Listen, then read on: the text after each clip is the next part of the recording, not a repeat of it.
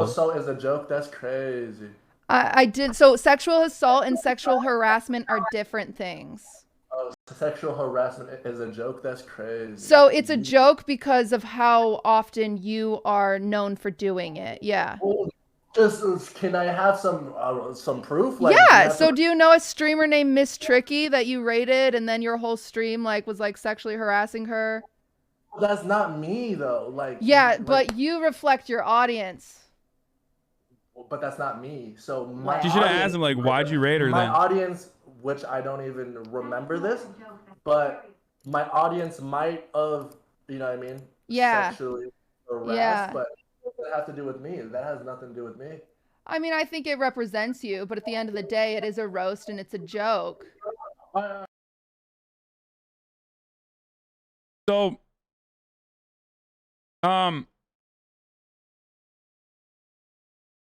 I don't know, I mean, she could have brutalized him. I don't know why Ricegum got so fucking triggered, dude. He deleted the VOD Omega Law, but did it feel good, though? Context, how long did the rape last? 5 minutes? Oh, so it wasn't that bad? Dude, yikes. That's what he said?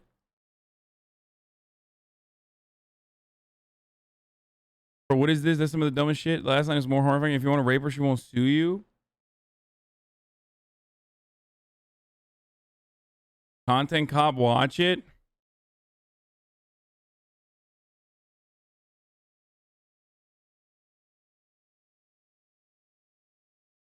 You want me to watch the fucking content cop, dude? Finally.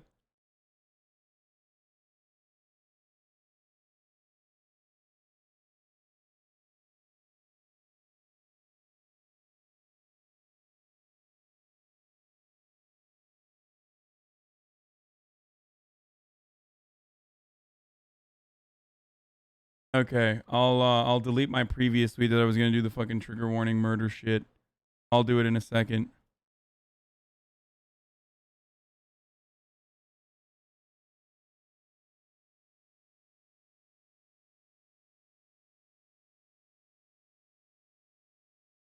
It's called Jake Paul. What we do here is...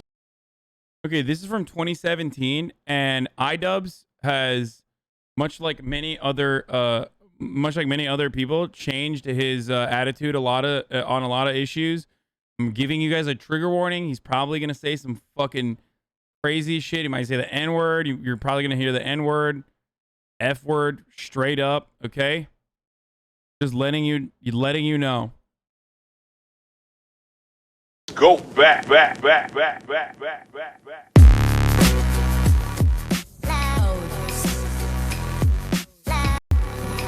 2017, boys. It's gonna be fucked up, okay?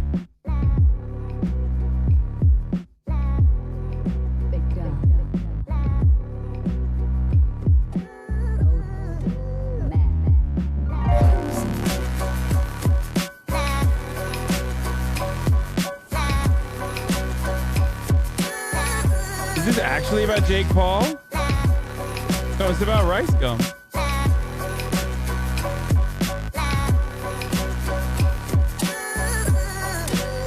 Trigger warning in the title? I don't think we should do... I think doing a trigger warning for, hearing the N-word is ridiculous. It's not, blood, rape.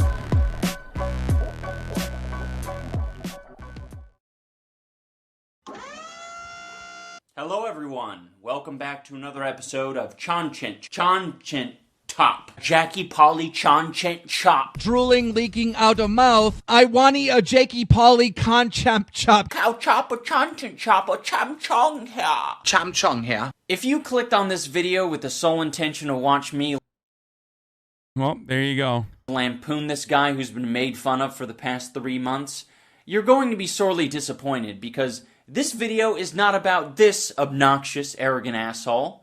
It's about an entirely different obnoxious, arrogant asshole. Some of you might be pleasantly surprised with who this video is actually about. I'll give you a hint. He's very boastful. He's made a video on me.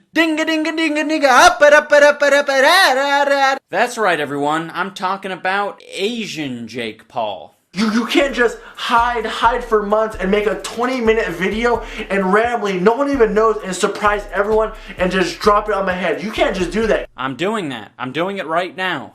If you were to make a Ricegum content cop, I mean, that would blow him up even more. Oh no, I didn't title it that. I guess I'm not gonna blow up. Jake Paul, you've made a wonderful scapegoat, so I don't have to give this bit of mucus the satisfaction of having his name in the title or his face in the thumbnail. Now that all of that is out of the way, we're going to react to a video that this hype beast released about a year ago, essentially begging for a content cop. I don't really care at all, but I kind of really want him to make one on me. I really don't care, but I kind of really want him to make one on me. These are quite obviously conflicting statements because you have no idea what strategy to actually go with. Should I be super confident and act as if I want a content cop, or should I act as if I don't care at all? I don't know, let's try both. He'll roast my appearance, whatever. He'll probably bring up some old pictures of me from way back then when I looked weird. What are you talking about? It's like you watched the Leafy video and thought, this is all this guy does is roast people's appearance. I could stave off all criticism by showing pictures of myself when I was a goofball kid. I like you when you're a goofball kid. That's perfectly fine. Those pictures are great. You should show the clip of you saying the rape comments is what you should be doing. What, he raped you? No, but did it feel good though? How long did the rape last for? 5 minutes or less. Oh, okay, so it's not that bad. Did you sue him and shit or no? Guys, if you want to rape her, she won't sue you, so. If you were to make one on me, What would you say? It seems like Bro, that is fucking sane, dude. he wants to move past the rape comments, and I don't blame him. I would want to move past those as well. But I'm not going to let him off the hook that easy, because it seems like he has this disregard for what he can be criticized for. what would you say? And I just want to spell it out. Hey, dumbass, you did something stupid in the past. You can be criticized for it. If you do drop a video on me, I swear to God, I'm dropping the best diss track ever. Wow, your words hold so much weight. When have I heard that before? And I think I'm gonna drop a diss track, so if this video gets more than 2 likes, but me and KSI about to drop a banger. What should we do, bro? Diss track. Diss track. We got a song on the way. I'm working. We're about to be working all night, overtime. Bro, he's like, in this video alone, in the short span, you basically understand the content model of Ricegum. He's dripped out in like Logan Paul's Maverick gear. He's hanging out with that like 16-year-old kid who's like the Musical.ly kid who blew the fuck up and now does nothing, I don't think. And what was the kid's name? I mean, he's like an adult now. Jacob Sartorius, yeah. He was like 13 at the time. Yeah, it's just like he just jumps from, and he mentions that he's gonna do a diss track with KSI. It's like literally finds like every fucking trend he can and hop on it, and that's how he stays alive. The brief period he's been on YouTube, he's managed to commit all 7 of the deadly YouTuber sins. So that's the theme for today's video. 7 deadly sins. It's basically just 7 topics. I just wanted to be cute.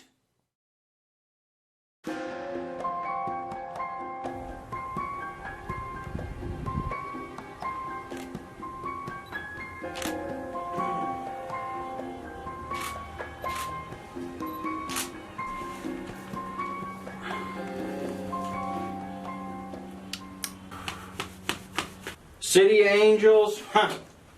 More like City of Devils. Oh my gosh, the press is going wild out there. Okay, no. Testing, pussy 1, 2, 3, pussy. Good afternoon, ladies and gentlemen. This is Jimmy Dean of 10 News, and I'm standing in front of a horrific murder scene that happened just hours ago.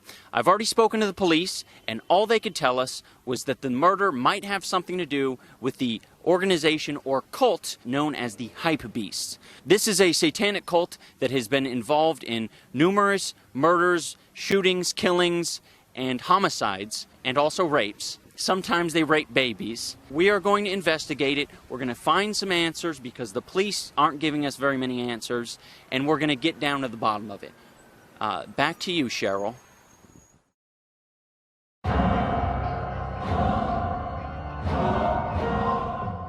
Hey, she'll let me smash, bro. Bro, she'll let me pipe her shit. Yeah, bro, she definitely wants to fuck me. Bro, she low-key got some titties. I think she's 16 to 15. I ain't gonna lie, bro. She got some titties on her, bro. When it comes to showing off the rapper lifestyle, whether it be with women or money, he has the most generic taste imaginable. Let me pile 14 women in front of me to show you that I get women. Do you believe that I'm not gay yet? I'm trying to make up for that time when Fousey was basically fondling me for a minute straight on video. Check out these next clips where I basically lie to some girls on my stream. No, but I'm not streaming, though. I just wanted to call you. Oh, you're not? No, I just wanted to call you and just talk. I'm not live right now, right? No. Basically, we were just chilling on Omegle. She didn't know that I was live to 3,000 people. With a lot 3,000, bro.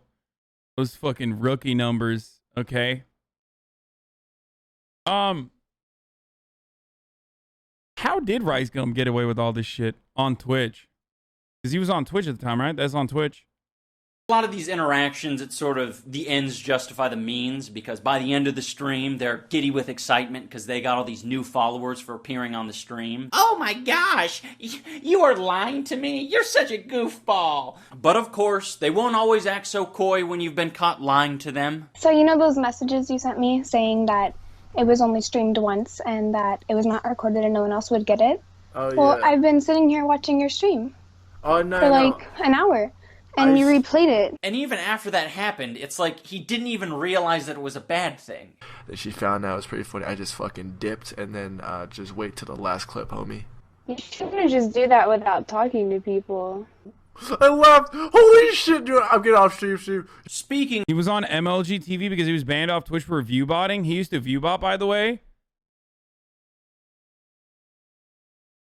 I mean, with Ricegum, I feel like there's such an extensive list of shit that he's done that like view botting seems almost normal and good in comparison to like all the other shit that he's done. You know what I mean? Speaking of recording people without their knowledge, there's a YouTube video he deleted about a year ago that's called Netflix and Chill. It's a story time video. No, I show her where my bathroom is. She goes, and for some reason, she leaves her phone on the couch, right? So I'm on some Curious George shit, I want to go through her phone. So I'm going through her phone right now, and I'm looking through her messages, and tell me why she texts like 10 other dudes, "Are you awake?" I don't even feel special anymore, and I feel like I'm just another option to her. Oh, he doesn't feel special anymore. You hear that, ladies? I wonder what he's gonna do now that he doesn't feel special. And I feel like I'm just another option to her, so I'm like, you know what? I'm about to get some payback and just put her ass on the internet. Payback for what again?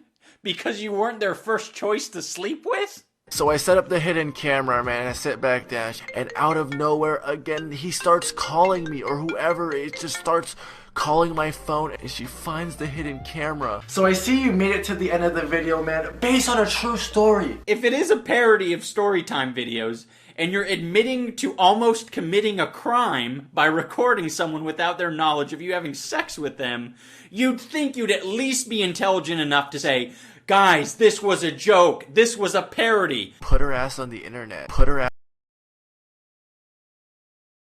I feel like he's done such bad shit that like this doesn't feel that bad. You know what I mean? Like this low key doesn't even feel as bad as like all the other stuff. What the fuck? I feel like this is the dude, I got it. Dude, I got it, man. Hey, dude, is iDubbbz racist, dude? Hey, is iDubbbz racist, dude? Hey, Googless Sucklet. Do you think iDubbbz is racist?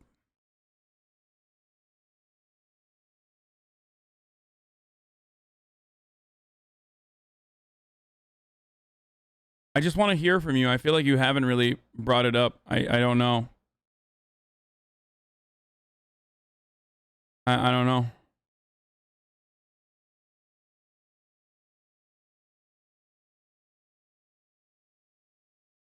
Why are you dissecting a racist content?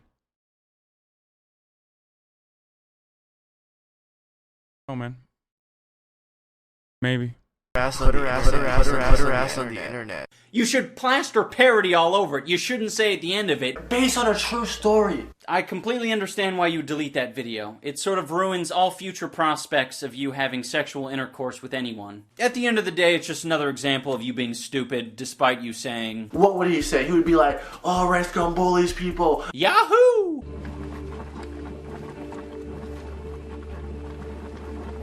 For this next segment, I'm going to remove myself as a critic, and instead I'm going to speak as a fan. Because me and all the other fans want to know what happened to the clickbait challenge winner. And last but not least, make sure to put hashtag clickbait challenge in the description, because at the end of 2 weeks, the video with the most views will win a humongous prize. So go out, get creative, and let's get clickbaiting. Yeah, but we're still waiting for the winner. You didn't announce it. Not on YouTube, not on Twitter, not on Facebook, not on Instagram, not even on Google+.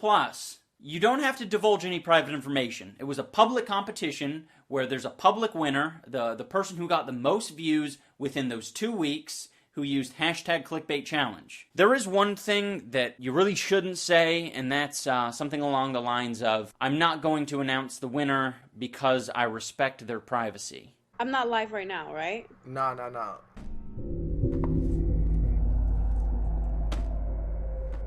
I don't think there's anything inherently wrong with having expensive taste. The problem arises when you're obnoxious about it. $800 off-white $2,000. $450, $1,000. One for like $6,000. Guess how much it is. How much do you think this jacket was worth? $1,600. It's time to be more positive. Let's go out and spread positivity. Guys, it's all about that positivity.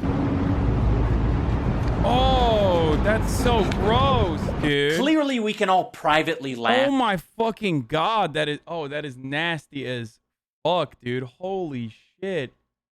Jesus Christ, that is fucked up. About making it rain on homeless people. Like you and your friend, you're like, yeah, we're fucked up. I can't believe we did that. But I don't think most people would upload it because they'd realize that any comedic value is completely overshadowed by how much of a faggot you appear to be. This seems like an appropriate time to show you this great opinion. No, but all seriously, I'm probably like one of the few YouTubers that use the money I make from YouTube to like buy stuff to make my videos better. He will often flex in his music videos. My man invented Mr. Beast, dude.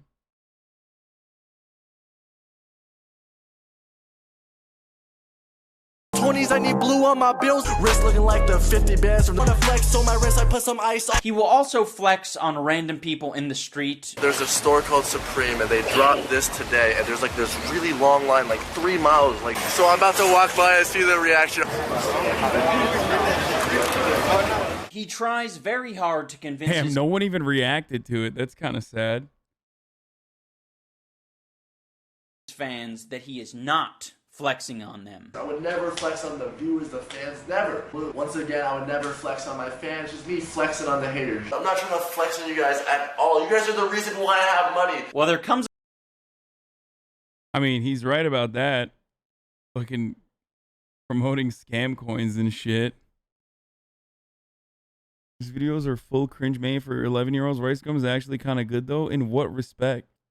Comes a point where you have to realize that your fans watch your videos more than your haters watch your videos, so you are flexing on your fans. One of the only decent points he's ever made is in this video where he compares his life to the life of the rich kids of Snapchat, and there were a lot of similarities, go figure. But by the end of it, he says, if, I don't match your personal preferences, there's probably someone out there that will match your personal preference, so go watch someone else. I think that's a perfectly fair statement. But you shouldn't preface it by saying, guys, I'm not showing off I'm rich. These are just things that I do on an everyday basis. You absolutely are showing off. Just fucking own it. If you're showing off, you're showing off. Also, he does this horrible skit where he pretends to have a normal life. A lot of people don't know this, but I just act rich and try to show off all these cool things on camera. But as soon as the camera turns off, I just have a normal life.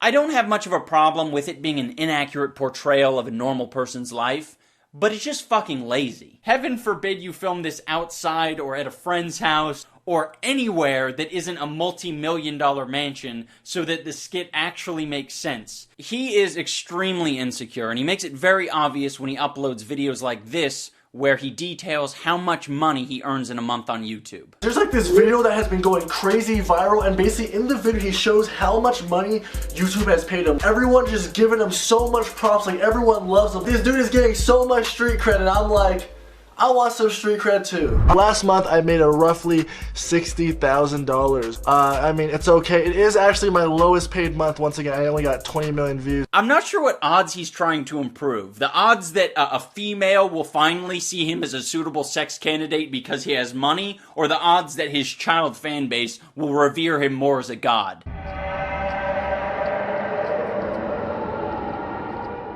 I don't often speak on the topic of stretching videos out to the 10-minute mark for the sake of more ad revenue, particularly with the adpocalypse stuff going on. If that's some people's hustle, no problem with it. The problem is, when you don't actually fill that space with more content, you just stretch your outro out, 3 minutes long, 4 minutes long.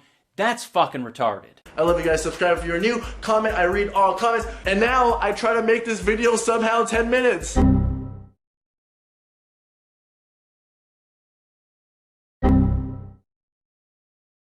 What the One fuck? thing that he's very Dude, YouTube is a crazy place, dude. It's like in order to you couldn't even make 10 minutes of content, dude. Just like talk a little bit more.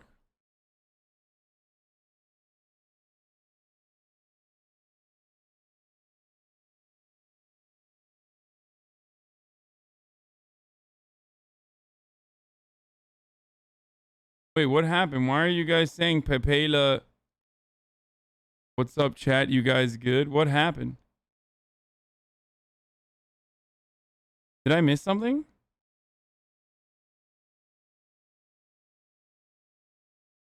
disingenuous about is when he states that all of his videos are jokes. All of my videos are jokes. A lot of people don't understand this. People get Why actually does mad Ricegum hate you? Ricegum doesn't even hate me. He wants to play basketball with me. at me. Like, yo, relax. All my videos are jokes. It's just for fun. I have no beef against this kid. No, they're not, and it's very obvious to anyone. You should put a trigger warning for what? Hearing the R word, dude? Really? Like, I understand the necessity for trigger warning for, like, traumatic circumstances. You know, depictions of rape, sexual assault, child abuse, things like that. But you need a trigger warning for fucking hearing the R word? Really? Have you never walked outside? The F word too? I also did give a fucking warning. I told you, like, 2017 video from iDubbbz, who was like mega edgy back in the day and had a philosophy of saying bad words. He even said the N-word, a hard R, stuff like that. Honestly, Hasan, it's 2 letters. Stop crying. No, I'm literally not putting it out of principle. I don't think that that is something that deserves a fucking trigger warning. Straight up. I think it devalues trigger warnings in general. Absolutely. Like, I think that's you're a baby. You're a fucking baby. You're a fucking child. You're a baby. You are sheltered as fuck. Shut the fuck up. Suck it up. 1000%. Okay? Absolutely not putting a trigger warning for that. Now, the reality, of course, is that now the people that like are fucking gonna cry, they are going to hyper focus on the fact that there will be bad parts about this video that are trigger warning worthy and constantly bring it up. Watch. I'm sure there will be some other shit that is like trigger warning worthy in the chat. Okay? And they will literally blast the chat. They will sit in the Discord, wait for that moment, and blast the chat.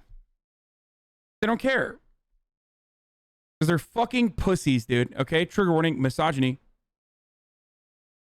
Shut the fuck up. Okay? Jesus Christ, dude.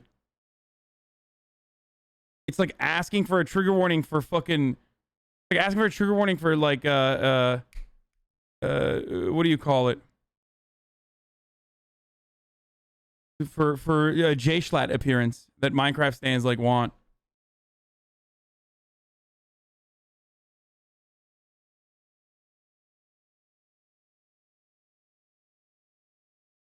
Anyway. Keep going. One who watches your videos that they're not all jokes. You're not playing a character. All right, that is you. You are being yourself in these videos. Oh no, I get it. You're so spineless that you want to have it both ways. You want to basically be able to say, yeah, I roasted this person in the past, but it was all jokes. It was all jokes. If you want to suggest that some amount of your videos are jokes, go for it. It's very obvious to all of us that your beef with Logan Paul is just a bunch of fake shit. Oh no! Logan stole my clothes! What am I gonna do? Oh snap! He's gonna be pissed. Bro, look at this, bro.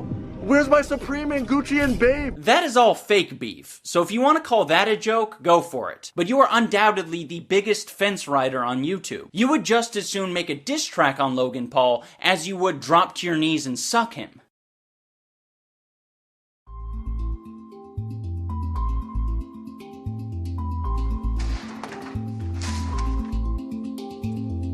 Bait beef, yeah. Fake beef. Not a lot has changed on that front, it feels like. Fake beef for clout and content.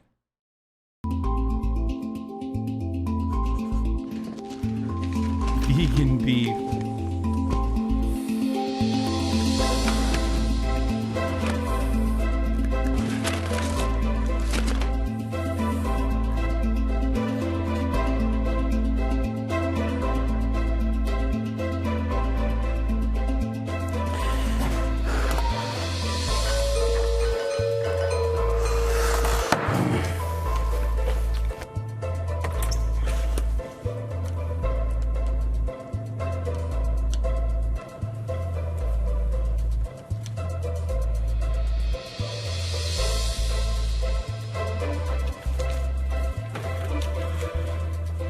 Straight white man says people who have slurs thrown at them daily should be fine without hearing them without warning. What? What the fuck does that have to do with anything, dumbass? What? Dude, you are so fucking dumb, dude. Straight white man. Oh, you fucking got me, dude. Yeah, suck it up. Yeah, sometimes you are going to hear the R word. Okay? It is not trigger warning worthy. You fucking baby. Just like the top of the hour, 60-second ad break is not trigger warning worthy. You fucking dumb baby. Shut the fuck up. Okay? Shut your stupid fucking mouth up and take this goddamn 60-second ad break that's coming right now. Okay? Because it is top of the fucking hour. Now, of course, if you no longer want to see the goddamn ads, you can subscribe for $5 or for free with a fucking Twitch Prime, dude. God, dude, it is so, so whack and so fucking stupid. You're at fault for having people like that in here when you don't ban them. You're at fault for, why? Why? I would rather fucking yell at them and get them to maybe realize that like their point of view is ridiculous. They're not hurting anyone. They're just oversensitive and overcorrective. I ban people all the fucking time. But I'm not going to ban them for being oversensitive and overcorrective unless they're like really super mega sheltered and being annoying as fuck. You realize people with PTSD exist, right? Myself included. Should we suck it up too? PTSD from hearing the R word on a video from 2017, dude? Are you fucking nuts? Like, are you actually fucking insane, dude? Yo, I swear to God. Listen, motherfucker, you're not allowed to use post-traumatic stress disorder for, like, baby shit like this, okay?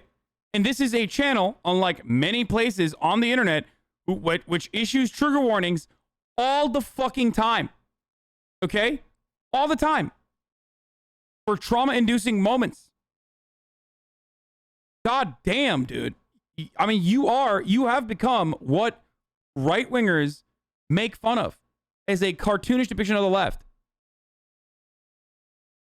I think what you're doing is really disrespectful to people who actually have post-traumatic stress disorder from horrific things that happen to them. Okay? I tell you all the time, like, not all fucking trauma is actual trauma, nor is it fucking valid. Okay?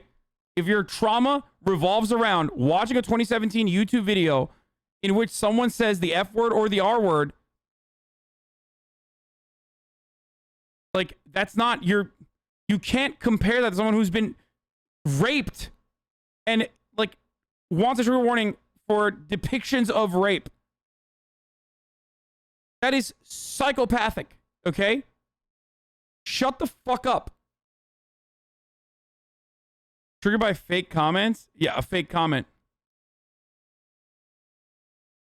A better excuse to put up with trigger warnings is Rice talking about rape, but you don't see them complaining about that. Chat is dumb. Yeah, exactly. I didn't know that that was going to happen.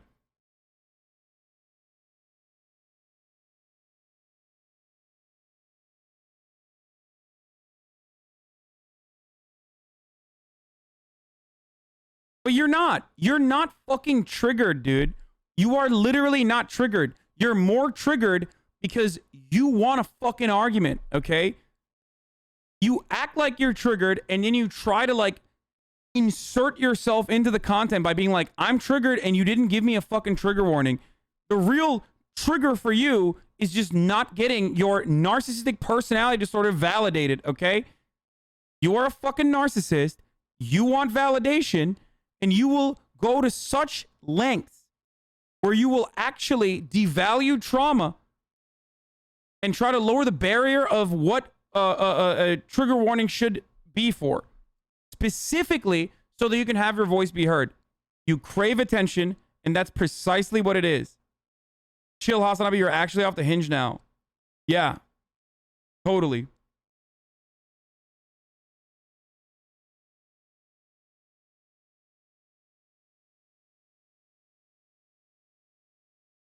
You might get uncomfortable. Okay? You might get uncomfortable. But you're not fucking traumatized, dude. And if you feel like I am, I don't know, I sound exactly like the way that other people have invalidated your very legitimate traumas, I'm not talking about you. Okay?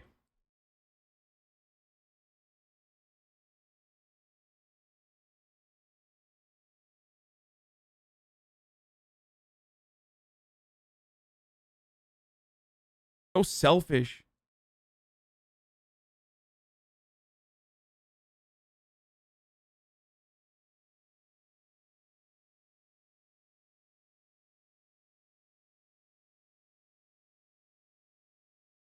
As long as I got on Twitter canceled 50 times in the last 20 minutes, yeah, it doesn't fucking matter. It's just like so, it's so frustrating, dude. It is crazy.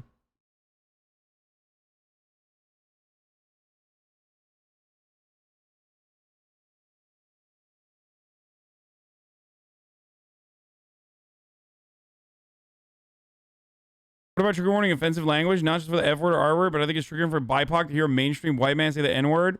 Well, I already mentioned it, and I don't think he says it in this video anyway, but regardless.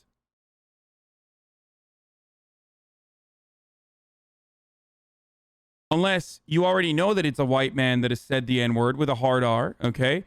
And you want a trigger warning for that with the likelihood that he might say it again in this video. In which case, like, you know, trigger warning, every fucking white politician on the planet. When you turn on CNN, you're like, I expect there to be a trigger warning because this white politician at some point most likely said the N-word with a hard R in his lifetime. Where is my trigger warning? Walk into a fucking, I don't know, auto shop. Hey, the mechanic might have said the N-word with a hard R. I would expect a trigger warning here. Like, it's like, it's fucking ridiculous. Trigger warning, go outside, okay?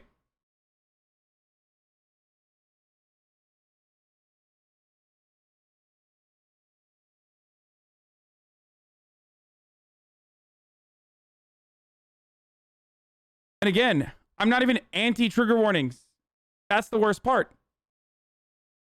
I am not anti-utilization of trigger warnings, okay?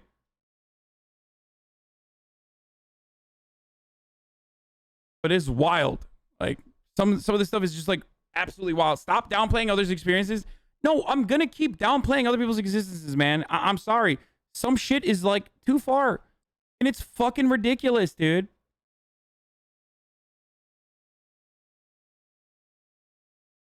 And this is what I mean when I say, like, this is what I mean when I say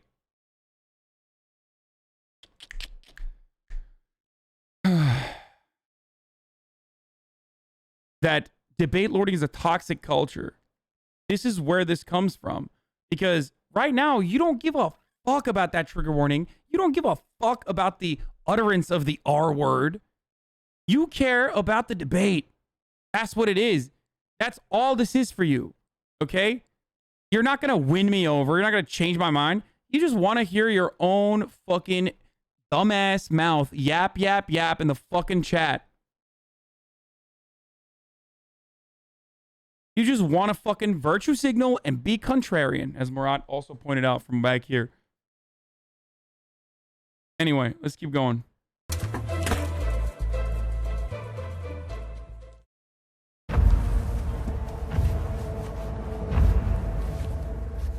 Now we're going to talk about the Gabby situation, and if you're not familiar with it, I'll bring you up to speed. These two are attending a party together. She goes up to him with Snapchat. Violent attacks often involve slurs? Yeah, dude. It's the slurs that are the bad thing there, not the violent attack, though.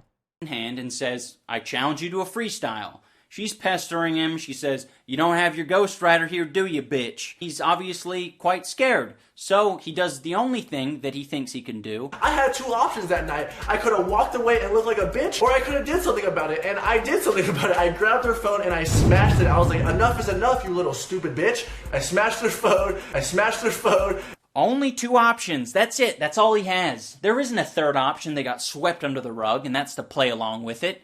There isn't even an infinite number of options that allow you to do any number of things that don't make you look like an asshole or a pussy. I can't just sit there and look like a bitch. If you are ever so terrified of being put in an improvisational situation that you smash someone's phone for fear of looking like a bitch, you sort of automatically just look like a bitch. I had two options that night. I could have walked away and looked like a bitch, or I could have did something about it. It's like he's describing the thought process of a wounded animal or a caveman. I either run away or I smash. Those are the two options. Enough is enough, you little stupid bitch. I smashed her phone. If you're a comedian, if all your videos are jokes, the first thing that comes to your mind is, how can I turn this into a joke? Nope. You got the ape brain. I can't just sit there and look like a bitch. I just want to mention as a side note that when he was on Drama Alert, he had said that when you go to these YouTuber parties, it's understood that you don't bring out your phone and you don't film people really without their permission. These YouTuber parties, people know to not take out phones. Or you ask permission. People do film at those parties, and you filmed at those parties. Filming's fine when people are okay with it. You weren't okay with it because you got bamboozled. Would you guys like to hear the juiciest bit of hypocrisy? Probably shouldn't have threw her phone. But I mean, if you're gonna record me at a party when I'm off guard. This girl literally came up to me in person, didn't ask me, hey Rice, do you mind if I vlog? She just came up to me, camera already on, and I was so unexpected. It kind of sounds like he doesn't like being recorded without his consent. How interesting. No, but I'm not streaming though, I just wanted to call you. Oh, you're not? No, I just wanted to call you and just talk. Now people are like, hey, Ricegum was streaming, he fooled you, don't trust him. Fuck out of here, you snitches, man. I would've got nudes, bro, but y'all was really fucking up my tempo. I don't even know why I even lied, bro. Fucking people snitch way too much.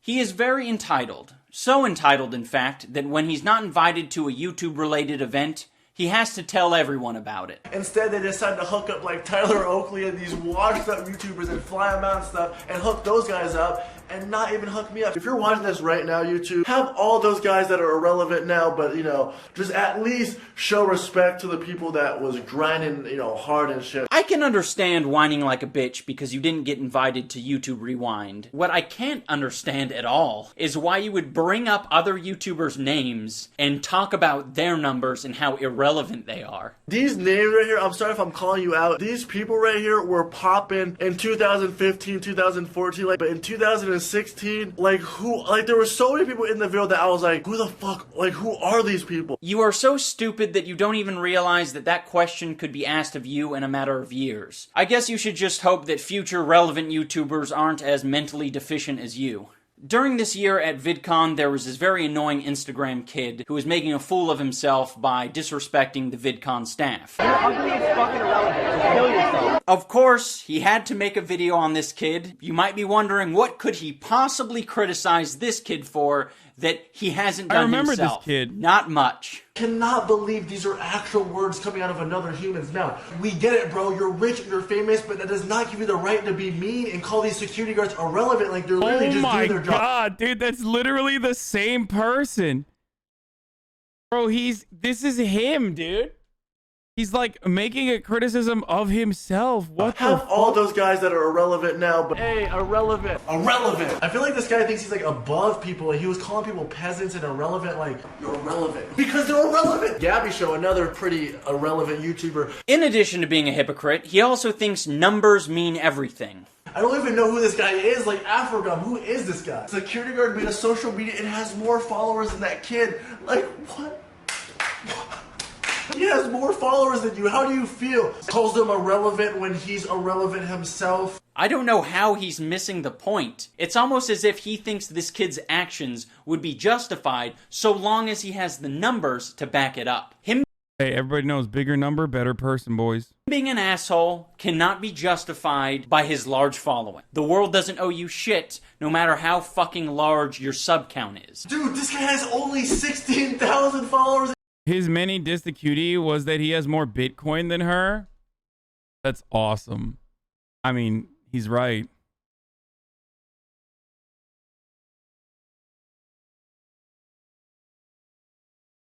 Imagine being such a fucking L nerd that you don't have as much Bitcoin as Ricegum, dude. He's talking like that. Imagine if he had my YouTube viewers. Yes, if he had your YouTube viewers, he would be as arrogant and unintelligent as you.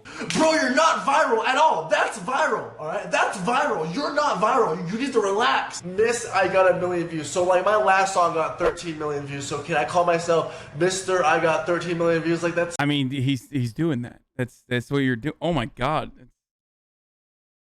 I mean, it's like kind of... This stuff is like... It's just like cringe. Like there's really bad shit in here, and then there's just like unaware mega cringe shit that is overall pathetic. You know what I mean? It's like Zoomers in the chat be like, actually he has narcissistic personality disorder and you're being quite ableist currently for not letting him manifest his desires. His experiences are valid. It's called NPD sweaty. Look it up. Trigger warning / HasanAbi neg. Okay. Enter. HasanAbi was invalidating the experience of a lot of people that go through the traumatic episodes of having narcissistic personality disorder.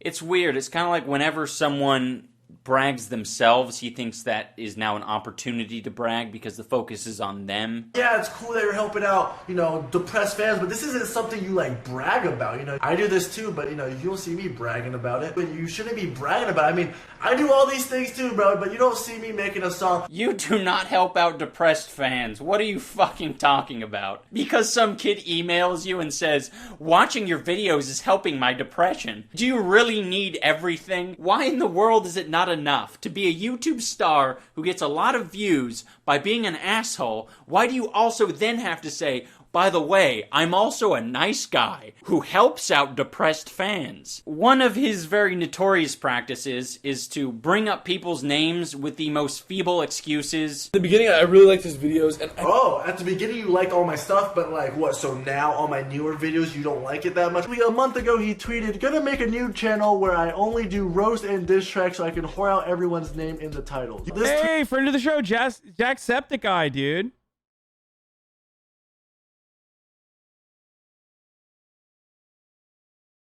Look at that. Is probably about me. Alright, you got PewDiePie popped up, as you guys can see. I'm gonna go on his likes tweet. It says Ricegum starter pack. As a result of this, he's constantly baiting out who the next diss track is going to be on. Is it going to be on this person who has nothing to do with me and has never mentioned my name? Is it going to be about this person who referenced an ambiguous Asian character?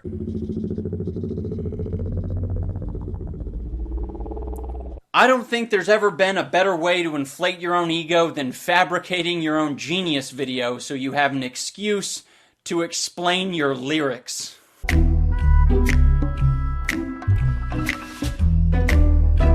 Yo, what up? It's your boy boy Rice. You know, I got a ton of tweets. You know, Ricegum, who's got church about what's. Oh my God. Bro, they literally give genius videos to everybody too. I guess maybe they weren't doing that back then. I mean, it's like a fun parody that he did for himself. I don't know.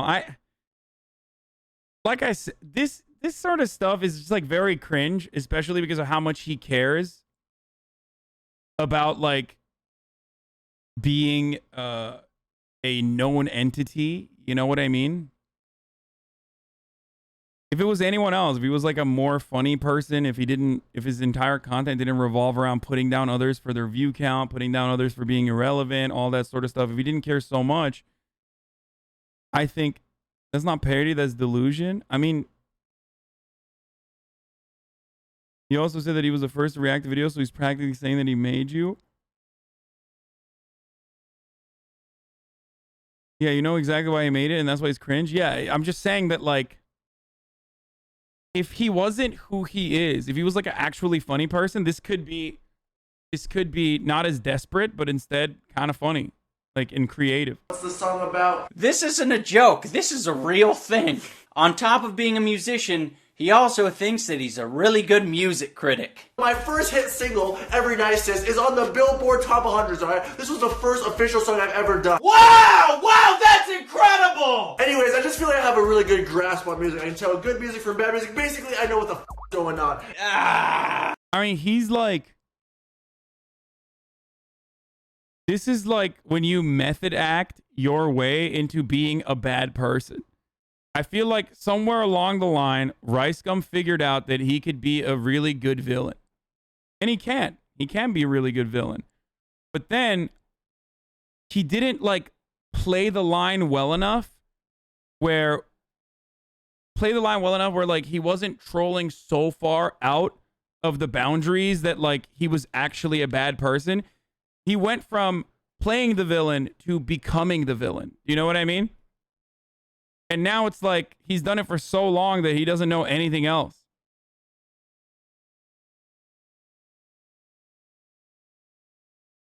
Does that make sense? He's the Joker, baby. Exactly. Why can't he just be the bad person? No, he is. I'm saying he has become that. He doesn't have the ego for it. He flips out instantly instead of being smarmy and indignant like our boy Trump.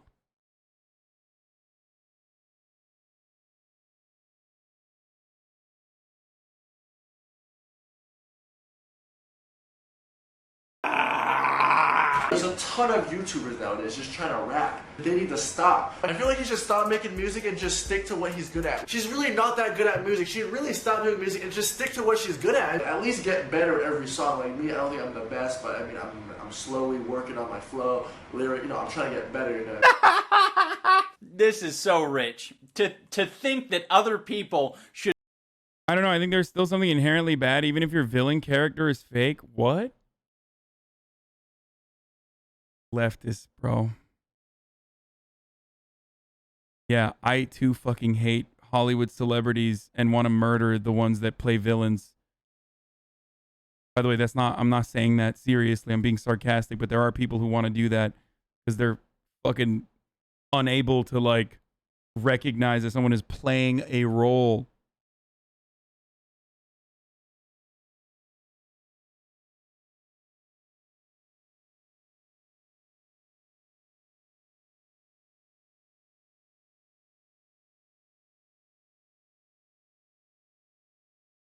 Jesus Christ, dude. Should stop making music because they're not improving. It just sounds bad.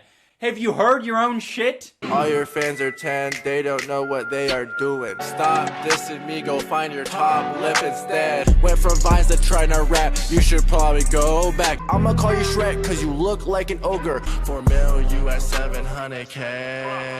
At least get better every song. Like me, I don't think I'm the best, but I mean, I'm I'm slowly working on my flow, lyric, I'm trying to get better, It is not a coincidence that your music has improved since moving to LA. You're now utilizing a professional music studio where someone else is mixing and mastering all your music. They're probably writing the catchy bits for you. You have someone who's filming all the videos for you, and you still probably have the ghostwriter on payroll. You have nothing to be boastful about, you fucking moron. He's such a faggot. Like, these guys are just throwing stuff out there just because they get views nowadays. They're just throwing out diss tracks because they get views. Yeah, I can't think of a single other person who would do that. For mil US 700K. If there's one thing to take away from this video, it's that he doesn't want to be known as a bitch. I can't just sit there and look like a bitch. I could have walked away and looked like a bitch. So I want you guys to keep that in mind going forward. That's gonna do it for the rant portion.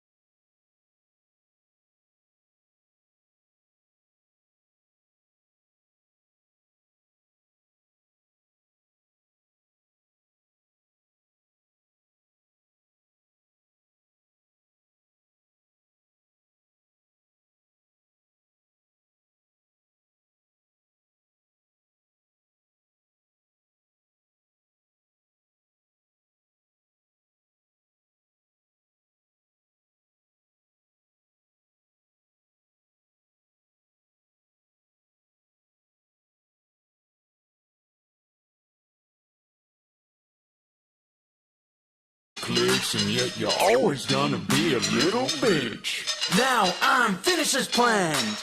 It was just 3 minutes, so it wasn't that bad, but I got one question to ask you, bro. Did it feel good, though? iTunes and Spotify.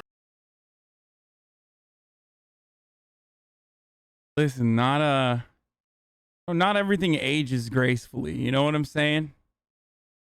I should have given you guys a trigger warning for that, dude.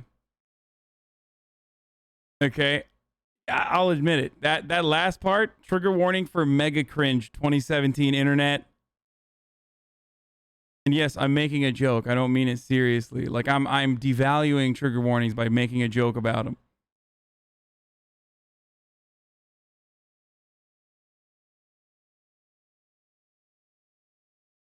A trigger warning rap.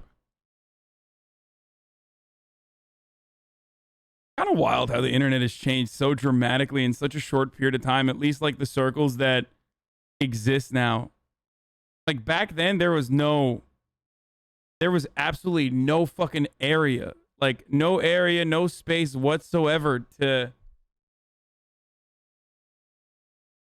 like even have foster a left leaning, left adjacent, leftist discussion.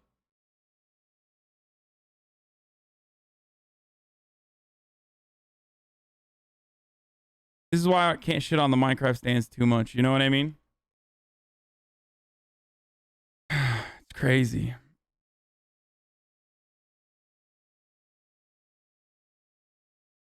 Maybe we should have weekly 2017 YouTube viewings to desensitize a bit. Yeah. Oh, the thing I was going to say about the fucking trigger warning stuff is that like the hilarious part about trigger warnings for the most part is that like it doesn't even fucking get people to not watch. More often than not, it literally causes more people to watch because they're like, oh, I wonder what kind of crazy thing he's going to be looking at. So like that's the other reason. Like you didn't leave after you saw that. Your day wasn't fucking ruined after you saw that or you heard some shit.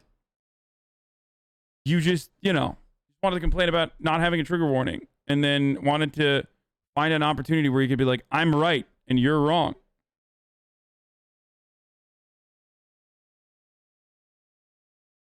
Wasn't YouTube still in the anti-HAW era? Oh, 100%, dude. It's not about them leaving or not. It's about them being prepared for what they're about to see.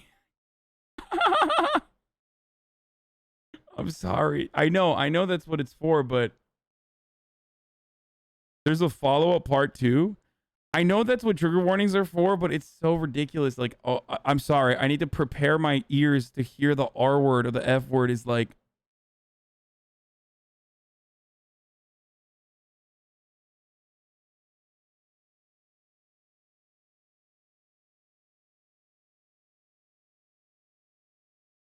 you should stop digging. You're not dream.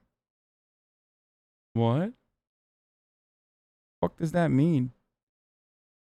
This was after Trump was elected, so it's not surprising? Question mark. Because you're the best perspective on this. Clearly, white people always swear yeah, he sucks just as much. Wait. I mean, I don't know if this person is white, but you know, you are white posting pretty hard right now, so you probably are white. You are behaving extremely white. And I bet half the shop probably used plenty of slurs like that on watching people in 2017. Yeah. Content deputy AJP. What we do.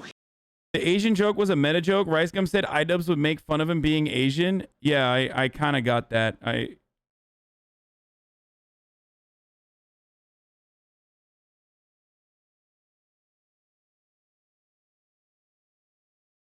Being uncomfortable is not PTSD. Nobody.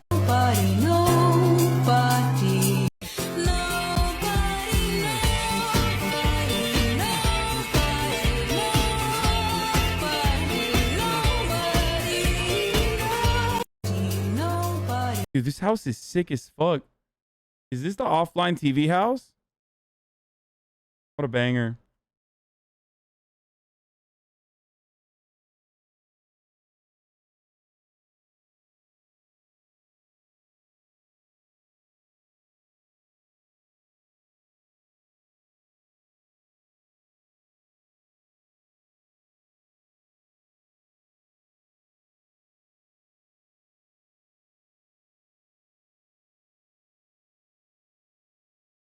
Bro, these are some Jack Manifold ass fingers, dude. Look at these.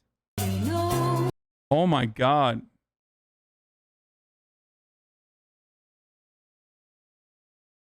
Those are some straight Jack Manifold fingers right there, dude. Look at this. Oh my lord. Trigger warning, wealth. Broden is taller than you, isn't he? Yeah, he is. Was COVID created in a lab? Here's what we know. Official. Includes paid promotion. The motherfuckers send me like videos with like, see, look. They send me videos and in the link it already has a timestamp and then I click on it. Let me guess. I bet chat's gonna say pre-watched. Are you ready? I clicked on a clip where it already has the timestamp on it. Let's see. Pre-watcher. You are so predictable. You are the most predictable chat in America, dude. Perhaps in the universe.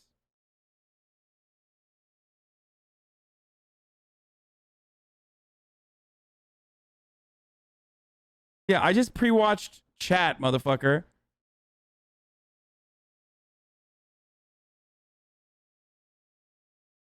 I don't know why, if you'll see this, but you only notice me when I'm mean or cringy, but I really appreciate you and your community. You've shown me I'm not crazy for the political beliefs. You show me a lot. Keep on killing it, King. Aw, thank you, Darth Jelly. That was very nice. I wish there were more chatters that says stuff like that.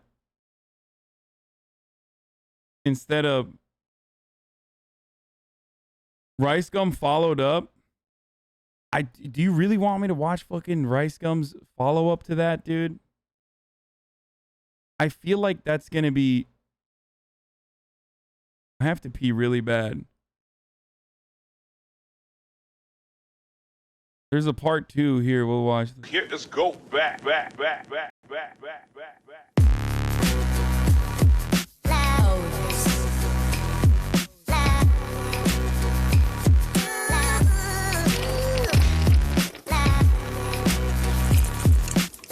Ugh.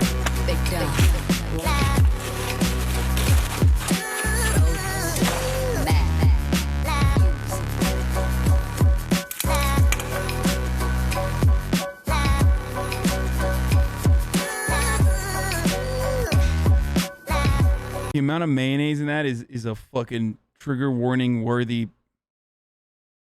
I don't know if you read this, but it means a lot to me, the representation. I too am a horny man with a very small head, and I felt bullied and out of place my whole life. You fucking asshole. Fuck you, dude. Too much man. I have to pee. I'll be back. You might say the M-word and F-word. Fucking trigger warning, okay? It's an old-ass video. Ask you, bro. Did it feel good, though?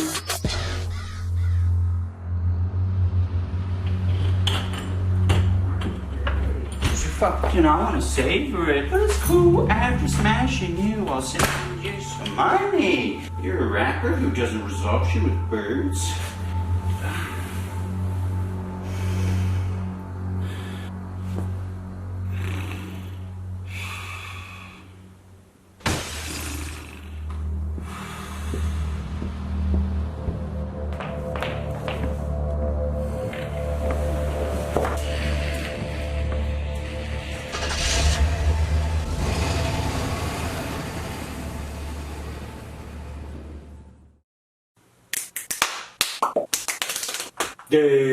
Hello everybody and welcome back to another episode of Content Deputy. I didn't know if I was going to have to make this video or not. Turns out I don't have to. I recorded some footage in anticipation of taking a massive L, but it was a big W. That being said, I'm going to go through the video point by point and just sort of give my take on it. In the video, he portrays me as like this money hungry. I only care about money. I only care about fame and myself. No, I don't portray you that way. You portray yourself that way. That's why I used video clips of you portraying yourself that way. Since he made a diss track, I mean, that's kind of what I started and, you know, kind of what I do. He kind of like stole that. You didn't start diss tracks. If you want to make the claim that you popularized them, that's perfectly legitimate. He just really went hard and you just gotta give him props for it. Well, I don't want your props. You can shove your props straight up your ice hole because I think you're a garbage human being and I want nothing to do with you. Boy, he raped you? No, but did it feel good though? So he made sure to put this at the start of the video so everyone sees it, right? Of course I did. Why wouldn't I?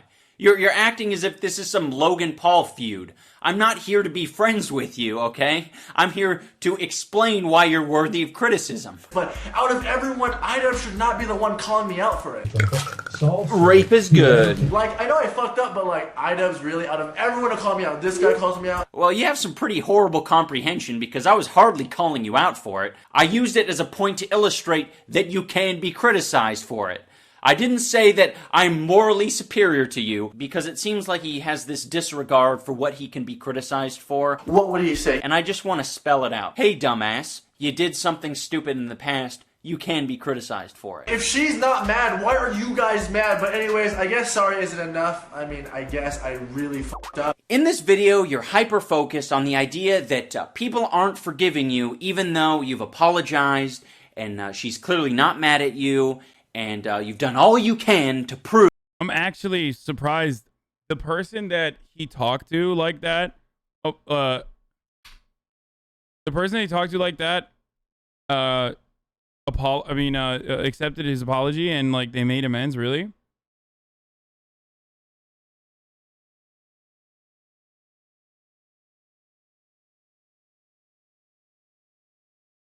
Prove that there's no bad blood between you two. Aiden says, heard you were talking shit, bruv, governor. She did a little bit more than that. Wait for it, Pepela. Yes, he paid her. Wait, what? They're friends. They made a video together too. That's crazy. That is legitimately surprising. And that's fine. That's a good first step. You kind of have to show that you've changed. But what you've done in this video is you've shown that you have not changed at all. I feel bad because, not to just you though, just to all the rape victims out there, and just like, it wasn't funny, you know what I mean? No, you didn't. I'm sorry. I'm gonna go back. Could I kiss you back? Why'd you... I mean...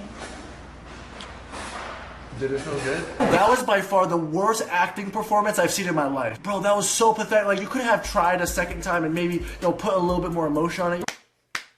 Nice, nice. Forget about the apology. You figured it out. iDubbbz has jokes too where his viewers know that he's joking. Oh, it's a single piece of paper that says nigger faggot. Another piece of paper that says nigger faggot. Okay, we're gonna skip through some of this if this continues. Okay. As a 2-for-1, not a good moment.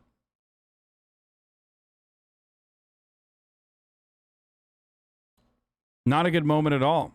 That is a designated, certified iDubbbz moment. Trigger warning / 2017 content. I already said it. I already said that he's going to say fucking slurs and shit. Delete the VOD, bro. Shut the fuck up, chat. Shut the fuck up. Shut up. We watch white supremacists say the literal N-word on the stream in an educational context. Like, is he going to say it more?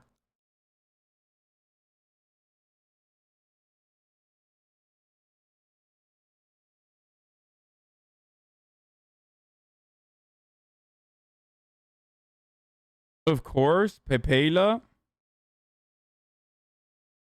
If you skip a couple minutes, you should be good. Okay, I'm trying to see. I never made by showing clips of your black friends react.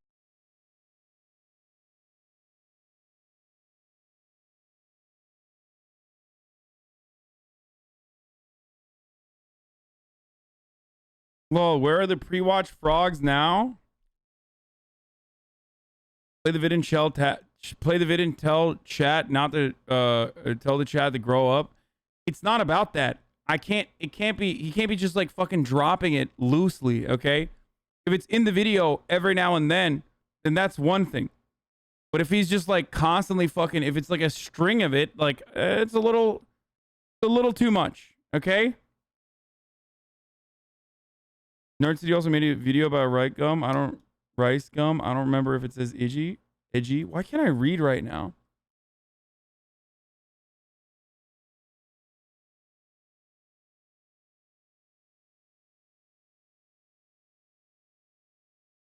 Dude, you won the argument that I never made by showing clips of your black friends reacting to me saying the word nigger. Oh, Jesus Christ, dude. Why is he confusing you with big words? I find this pretty ironic that your friend and someone that was in the video roasting me is someone that does it more than anyone on YouTube. So if you're gonna call anyone out on it, call out PewDiePie. This isn't Content Cop PewDiePie. What's wrong with you? Yes, if I were to make a Content Cop on PewDiePie, I'd mention how he stretches all of his videos out to 10 minutes. I'd mention how he litters his videos with ads. There's things to criticize PewDiePie on. But guess what? He's not nearly as much of a fucking douchebag. I'm like now worried that he's gonna say slurs like nonstop. I'm literally jumping out because I'm worried that he's gonna fucking say slurs nonstop.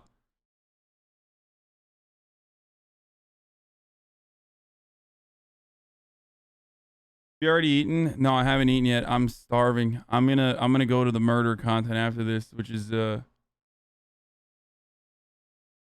iDubbbz not looking too hot anymore. I mean, there's a reason why I didn't really watch any iDubbbz shit, because I only fucking knew about him as the white dude who looks like a school shooter who said the N-word. I think he's like changed a lot since then. But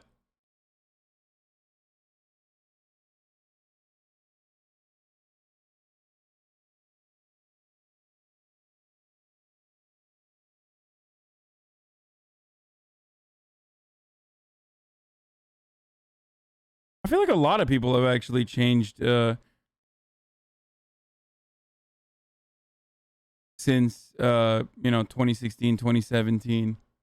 Shit, haha, he does have that school shooter vibe. That didn't change. He still has a school shooter vibe, but I mean, it's edgy teenager humor, but at least he's self-aware.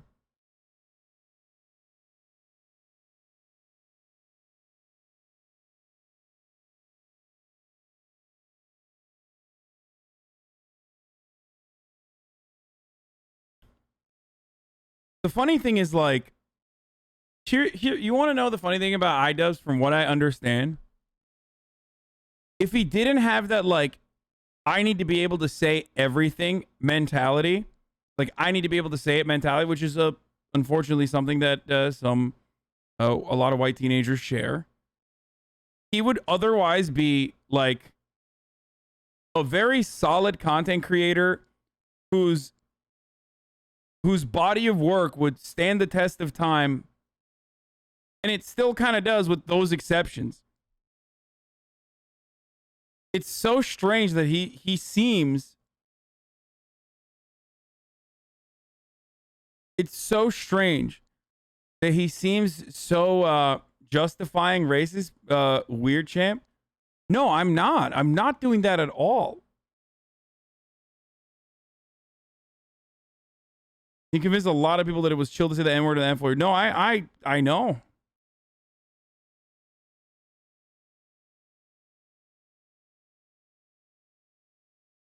I think it was mostly just the climate of the times, right? You can't produce a video on YouTube and not have this outright bend to it. No, it was like there was a lot of content creators who otherwise would have been like relatively progressive or actually progressive. His viewers sent those papers in the PO box, and he was making fun of saying the N-word for comedy there, but I think that he did that kind of stuff before, yeah. So it is like, he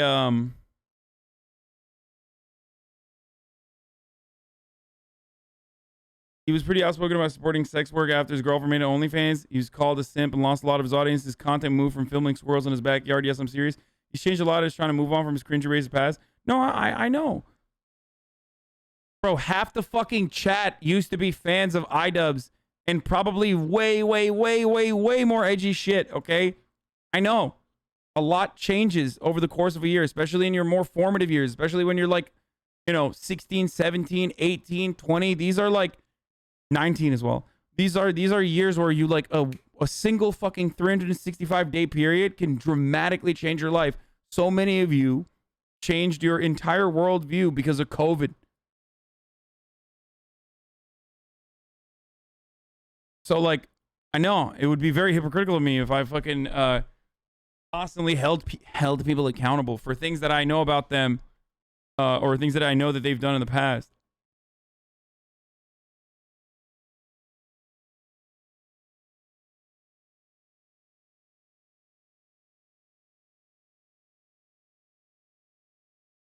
But yes, you are correct. Where is it? I don't get why people in chat are so upset hearing stuff like this. We should be happy that this behavior is no longer tolerated in public spaces. Yeah. When I see stuff like this, I think of, one, a lot of these content creators, including even like Ethan Klein, who have changed dramatically. Like their worldview has changed dramatically. So I get excited when I think about that. And I also get excited that like this kind of shit is completely unacceptable. And it wasn't unacceptable for me back then as well, even though I was certainly more edgy as well, but never to this degree. Or I guess not really. I can't even consider myself edgy in comparison to this stuff. So it literally does not count. But it's yeah, it gives me comfort a little bit and makes me feel happy that it's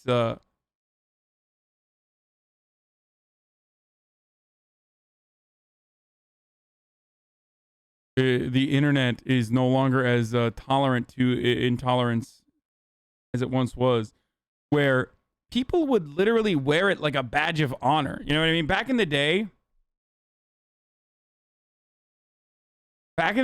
people used to say it just to like be like, I'm edgy and I don't give a fuck. You know what I mean? Like, fuck you for even crying about it or anything like that.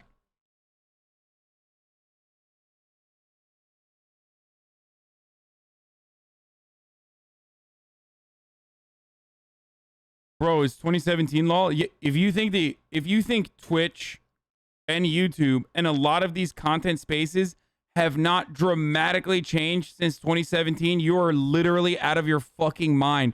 There are massive communities on the internet that are so tolerant that they fucking come in here and yell at me. Okay? They've went way past where I'm at with tolerance and shit like that.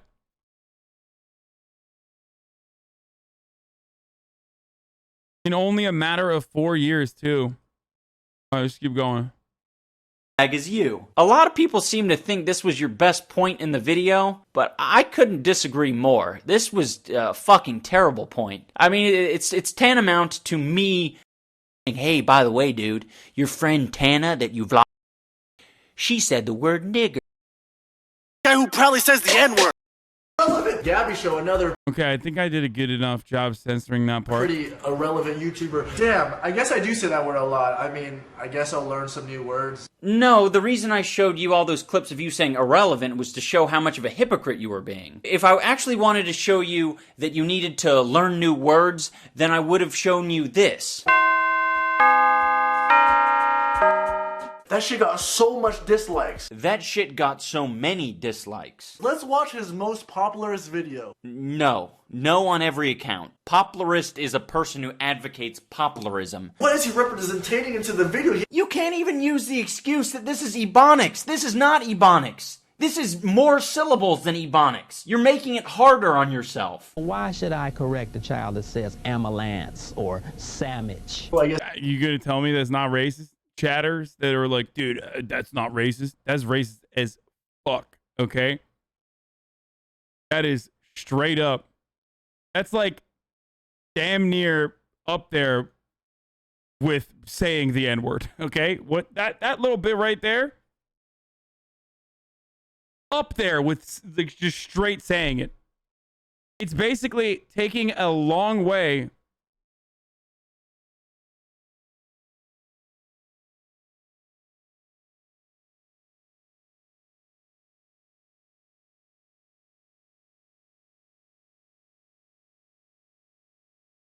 Why are you throwing up question marks? He's saying that, like, when did people start calling it AAVE instead of the word he used, Ebonics?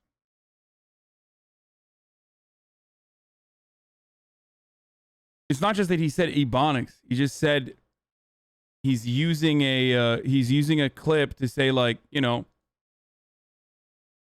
African American vernacular is broken English and bad.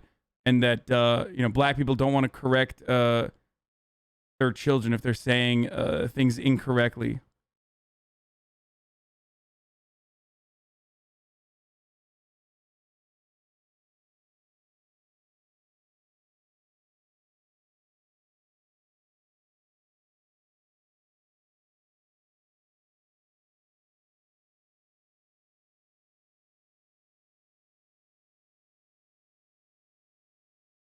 I don't believe so. What?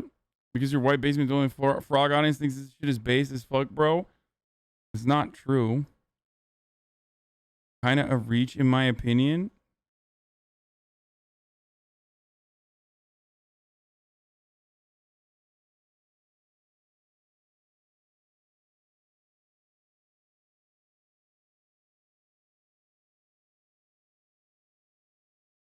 I think it's the opposite. He's calling out Ricegum for essentially making a caricature of AAVE.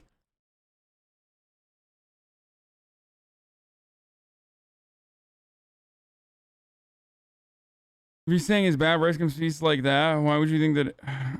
Why would you think that would apply to black people who speak like that, chat? Because he's talking about Ebonics. He's not just talking about, like, he's saying Ebonics, referencing an antiquated way of saying African American vernacular English, AAVE. That is now, I feel like, something that you hear old people say, like colored. Okay? And yes, he said it's too many syllables for it to be Ebonics, implying that black people are illiterate. That is the butt of the joke there. He said you're not even using Ebonics, which would be shorter.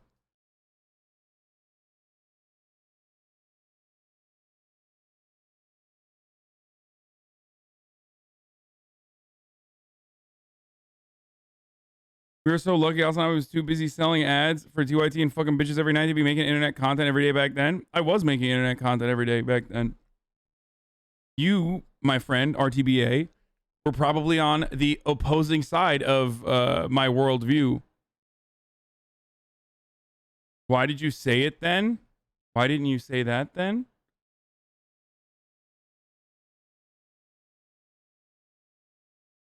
I guess that accumulated a lot of haters. Accumulated?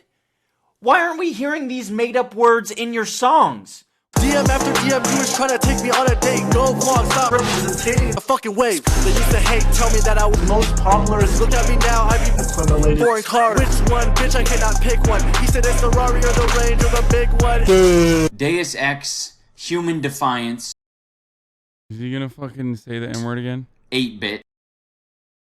Is iDubbbz deleting his videos, hiding something from us because he's insecure about his old videos? In this section, he brings up my old videos, and it really pisses me off because he makes me look cute and adorable, but that's not what I am. I'm a tough, edgy guy. Instantly what you thought when you saw old iDubbbz? I mean, dude, yeah, he's got the fucking buzz cut and everything now. But his main point is that people's content change with their personality, and to that I agree. Which is why I made a content cop on him in the first place. You wish there was a trigger warning now? No, I don't give a fuck about him, like, saying the N-word, you dumbasses, okay? I care about it right now when I'm, like, watching it on Twitch. If it's so liberal, the usage of the N-word in this circumstance, if it's so fucking liberal that, like, I'm white, motherfucker. I'm white, okay? It's not a triggering concept for me. I have a privilege. You know this. You understand this, okay? Dumbasses. It's just that if he's consistently using it over and over again, then it might go beyond like the oopsie, it was an accident, to like, okay, this is like way too much for the platform and get in trouble.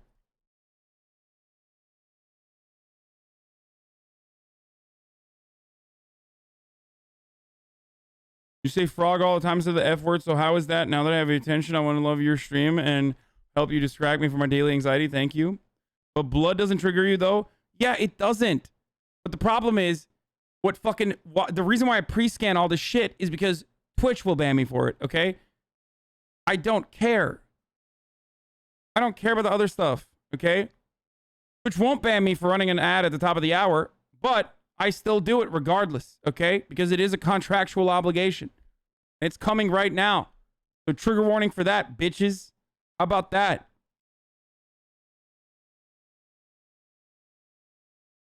Yeah, that's what I thought. If you'd like to no longer see the ads, all you need to do is subscribe, dude.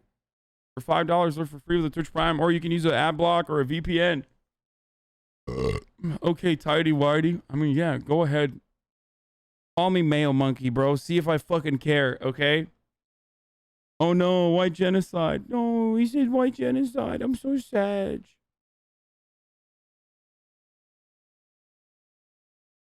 Oh no. He's using a mean word. He said cracker. Okay, here's the ad break now.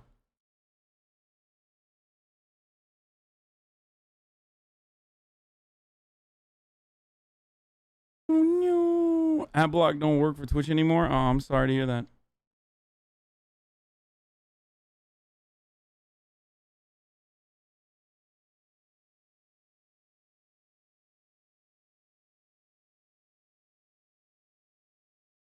I regret posting. I like your content and I'm sorry.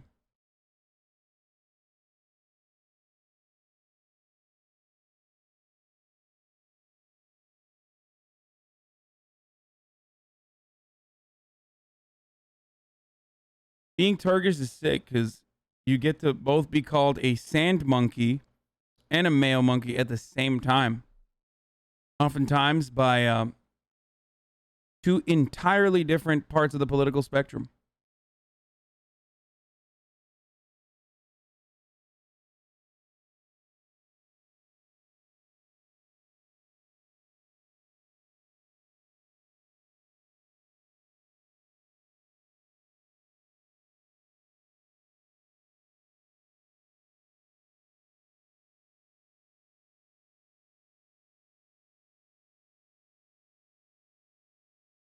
That's what we call diversity? Absolutely.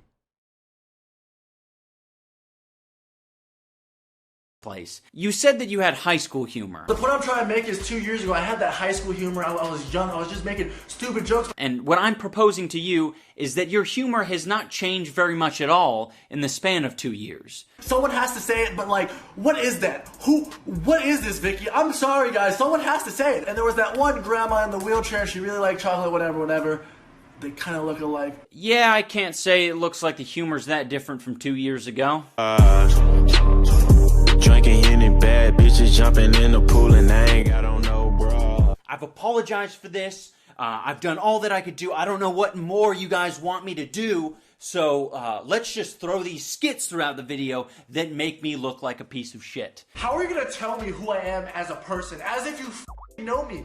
Get off of my dick. All my videos are jokes. I don't know how he's gonna tell me what my videos are or aren't. There has been so many lies surrounding my name. If you guys haven't heard, the Gabby show came out and said that I hit her. Like these names right here, I'm sorry if I'm calling you out. You cannot at all win the argument that all of your videos are jokes. So stop doubling down on this completely idiotic statement. But bro, there's a difference, alright? Like coming up to someone and filming them and then, you know, me being like, yo, could you not? And they keep going. It's completely different from me 2 years ago, you know, live.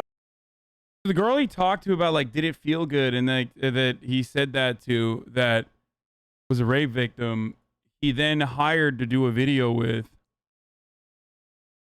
And in the video, he like acts as though he's actually sad, but he's very clearly faking it. And then even makes fun of himself for not even doing a good enough job faking it. Pretty fucking insane, dude. I don't even know. He made her pole dance. I mean, at that point, he's just like, he's hiring a sex worker. I don't have a problem with like doing that. I mean, he definitely did it just to be like, he definitely did it to be like, look, you know, you can, she's a stripper now as well. So no, she was a stripper back then as well, I think.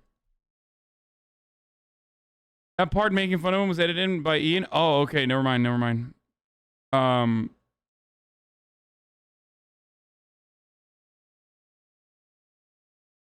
Live streaming and someone asked me, am I live? And I'm just like, no. His point here is entirely moot because he gets it wrong from the get-go because he's talking about consent, whereas a good portion of my video is actually talking about filming girls without their knowledge. Consent isn't even part of the equation when you completely rob them of the question. Can I film you? Yes or no? However, iDubbbz actually knows a lot about filming people without consent. Let's see what my monthly earnings are.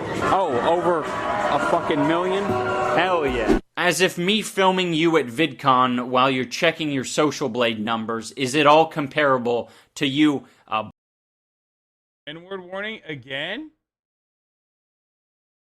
breaking someone's phone because they were Snapchatting you, or you lying to girls on your stream.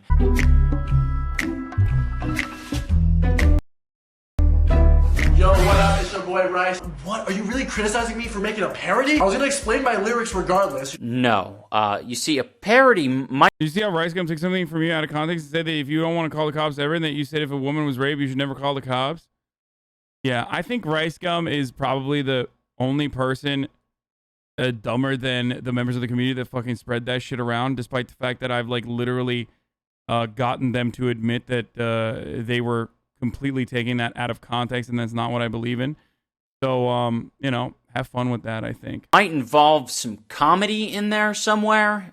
This was completely devoid of comedy. There's a ton of YouTubers nowadays just trying to rap. They need to stop. I was being a pompous asshole character, like all these people in the Genius videos. The video in the lead, the video with the most views at the time was something about the Ariana Grande thing. I kind of just forgot about it, and I really didn't get any tweets. You know, after 2 weeks, no one really brought it up, and I just went on with my life. That 10K might come in handy 20 years down the line. And I know there's gonna be that one guy like, oh my god, Rice, what the? Give someone 10K, Boy, you didn't even do the challenge. You see, when you run a giveaway, as soon as you promise an amount of money like I'm giving away 10 grand, that money is no longer yours, okay? You have already come to terms with I'm giving this money away. You don't need to give it to Colossal, even though he is the rightful winner. You don't need to give it to the person who clickbaited the Manchester bombing video.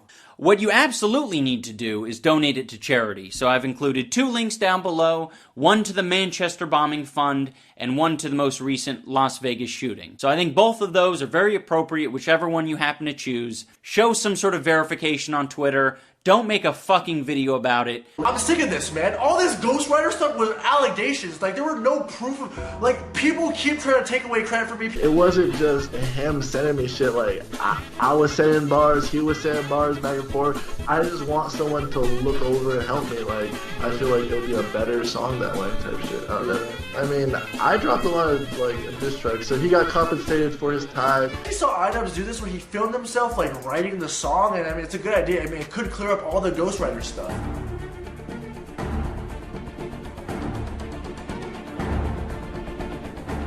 You're a stalker, Ian. You think about me every night. You're obviously white, but you might as well be Asian because you're obsessed with rice. Yeah, that's sure to clear up the allegations, doing a satirical montage of lyric writing. This guy is literally in love with me. He is obsessed with me. Get off of my dick, bruh. He's in love with me. He's obsessed with me. Get off my dick, bruh. You hear that, guys? That's the battle cry of someone who just lost. Leafy made a better response than this, without a fucking doubt. Jesus Christ. This is going to be my last response on this topic, so I hope you guys enjoyed watching. I will now leave you guys with the conclusion to the Hype Beast saga. What's he gonna do now? Why'd you say Pepe La L?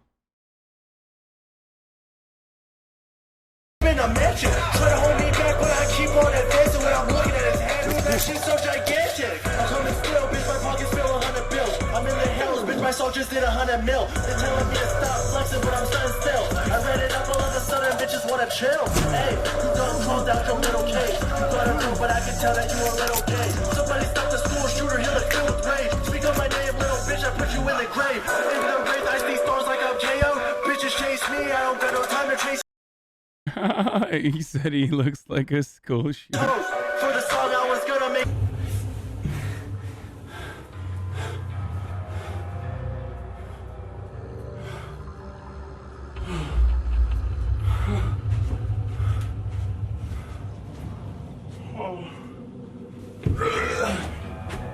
Hey, at least we now know there is rap out there that sounds worse than Whole Lotta Red. What's up?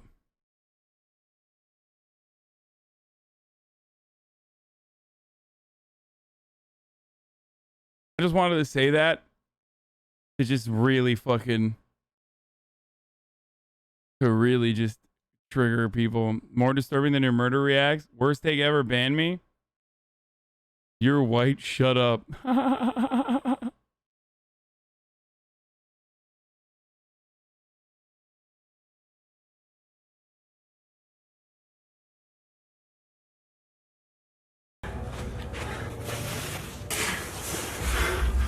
Okay, dude. All right, I'm done with this, dude.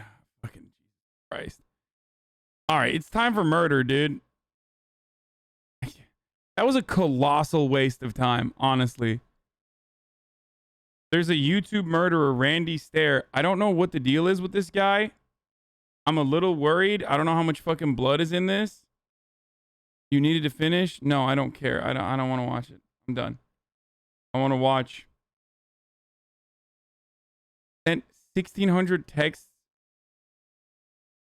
Barely sociable. Sent 160,000 text messages to our ex-boyfriend. Seeing that our lives can be quite micromanaged with our phones in this day and age. What the fuck is this? How to keep a cult obedient? David Dobrik? The cult of David Dobrik? What the fuck is this, dude?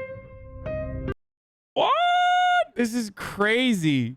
Dude, there's some shit out here, dude. There's actually good content on the internet. Bro, you missed the best part. I don't care. I don't care. I don't care. I don't care.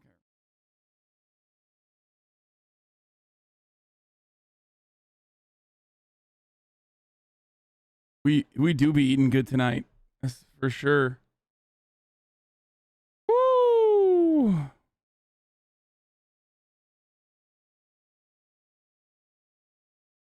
Man. What a time. What a time to be alive when YouTube is definitely different than what it once was like.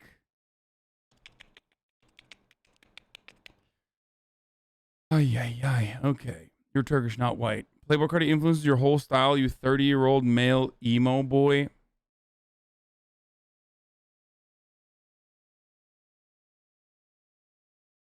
Thanks.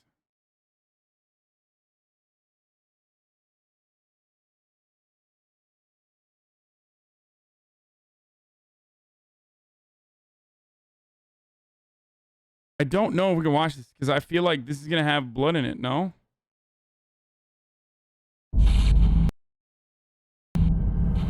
It was all there in front of your face, you know. Welcome to reality. The man you're looking at is 24-year-old YouTuber Randy Stair. He's obsessed with two. I sent this, and there's no blood that I remember. You fell off? What did he say? I missed it. Someone was talking shit and I missed it. You fell off? The hood listens to Cardi now?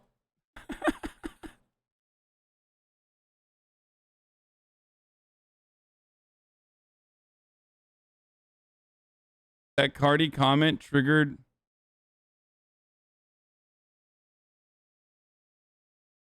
Things not often found together, the cartoon Danny Phantom and Columbine. Although this should have raised red flags when Randy's descent into madness went overlooked by those around him, nothing would stand in his way from becoming a mass killer. What's up, EWU crew? It's the Raven, here to share another shocking, interesting, or just strange but very true story with you. Today's subject is Randy Stair, more popularly remembered as Andrew Blaze. Despite being known by his YouTube pseudonym, I'm going to use his legal name Randy when talking about him, as this is the name that would eventually become infamous. What makes this case uniquely disturbing is the fact that Randy actually videotaped everything, up until the day of his massacre, and left behind a trail of disturbing clues in preparation for his final plan. And although all the signs were there that something was about to go very wrong, Randy's fans either ignored it or didn't take it seriously. But Randy was dead serious, and I'm not exaggerating when I say the motive behind his massacre is the most bizarre I've ever heard. Randy first became interested in YouTube in 2008, eventually creating a channel called Pioneer Productions. At first, his content seemed pretty normal. He created. Listen, all I'm going to say is maybe if iDubbbz didn't constantly say the N-word, this is what his outcome could have been like. But you don't think about that, okay? Think about it. He channeled all of his energy into that. Now, that's what is known as a joke. For those of you who don't understand, I'm using humor here to lighten the mood on a very serious subject. Obviously, what iDubbbz was doing was unacceptable, but the butt of the joke there is that he also looks like a school shooter and had those tendencies, but didn't luckily come out that way.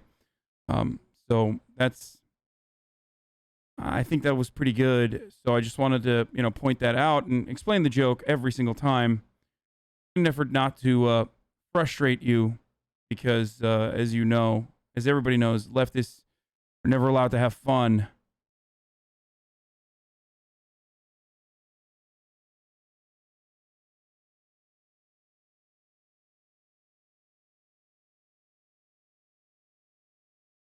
Created Let's Plays, filming himself and his reactions as he played video games, and sometimes he'd act out skits with a toy frog and stuffed whale. He rubbed shoulders with some popular creators in YouTube's early days. He was mentioned at one point in a Ray William Johnson video, bragged that Fred supposedly liked one of his videos, and was even friends with Plasma Master Dawn, a YouTuber who recently died and was then allegedly exposed as a sex offender. But as Randy's videos went on, there was a noticeable change. You see, Randy was obsessed with the Nickelodeon cartoon Danny Phantom, which follows the adventures of main character Danny Fenton, who became a human-ghost hybrid after an accident involving the portal between the human world and the ghost zone. This is where Randy first saw the character Ember McLean. She was his first crush, and the moment he laid eyes upon her in his late elementary years, he said he instantly felt something change within him. Like, if you look on the poster behind me, those were inspired by Ember McLean, which is a ghost from a TV show called Danny Phantom, which started back in 2000. What the fuck's in the background that it's like censored?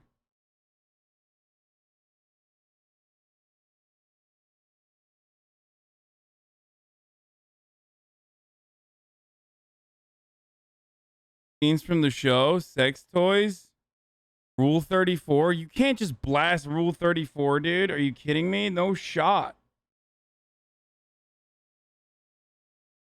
I don't think that he's fucking blasting Rule 34 in the background, dude. It's probably to not get copy striked by Nickelodeon or something.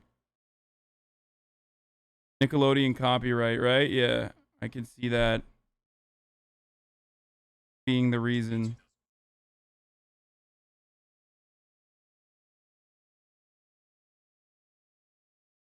2004. You know, I was in late elementary school at that time. But this ghost, this woman always connected with me. But ever since I first saw her, something changed. And it wasn't like I grew up or anything like that. Like I realized, oh my gosh, I'm attracted to girls and all this. No, it just, something changed. It was like a spark. And it just connected with me. It made me feel warm inside. And it felt very familiar, which was strange. It was like I'd seen her before. He said his official Ember phase started in 2010, but later said this obviously wasn't a phase, but a realization. As Randy fell down the rabbit hole of this infatuation, he created his own spin-off characters, also known as OCs, original characters, along with his own animated series based on the show. This series was called Ember's Ghost Squad, obviously inspired by Ember McLean. Randy was so invested in his animated series that he had stickers of his fictional characters on his car. What started out as a seemingly innocent partaking of a fandom was about to turn into something far more disturbing. But in hindsight, perhaps the signs of Randy's dark side were evident in his early years.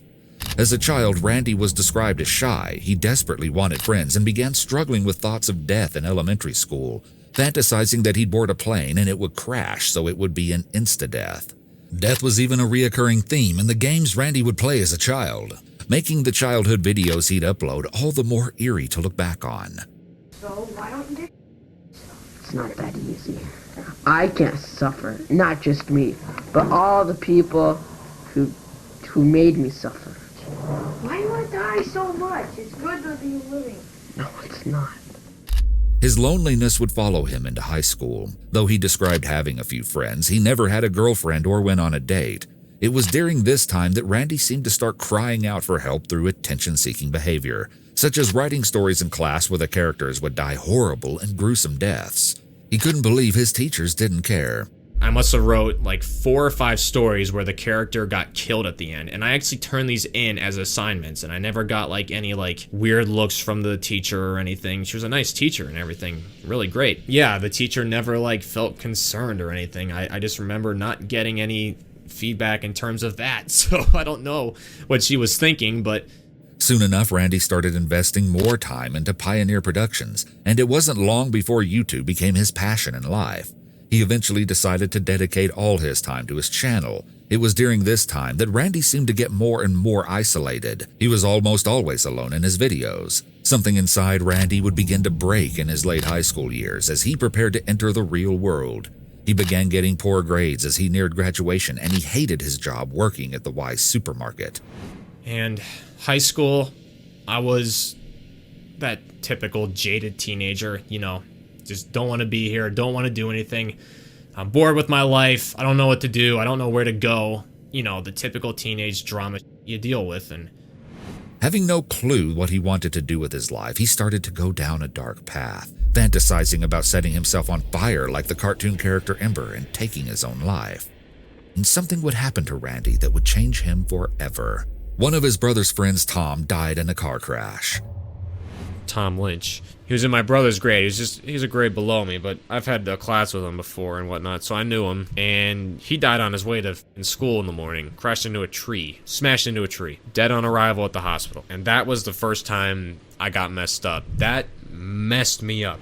Though he hadn't known Tom well, he said his death really affected him. His daydreams in class became consumed with either YouTube or death. And his growing fixation on the morbid subject would lead him to start a strange tradition, driving by the location of Tom's death every year on the same day he died.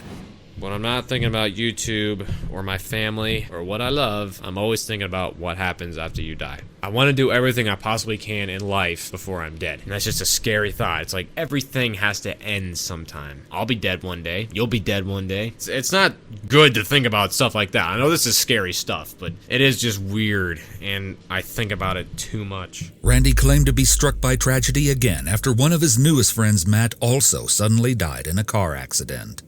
He wrote in his journal, "Tom's death sucked the life out of me. Matt's death killed me." Doesn't matter what you do, you're gonna die. You'll end up dead one day. It's like right now. Someone right now is going to sleep. They're gonna wake up tomorrow and be dead. Someone's gonna die tomorrow that just went to sleep. And they don't know that. They're gonna go to sleep now, wake up tomorrow, go into the world, and they're gonna die somehow. Car accident, heart attack, some other supernatural force or whatever. Yeah, just... I think about that a lot too, which is weird. I think about death a lot. And I take no shame in thinking about dying a lot, but I seriously do think about death all the time, and it's not a good thing. Death is not fun to think about. In a way, it's like an escape. For me, it is. Not long after, Randy himself ended up getting into a car accident, and it was like this event flipped a switch in him, causing his obsessions to spiral into an even darker, deeper place. Randy began to fixate on the idea of getting older, and this idea terrified him.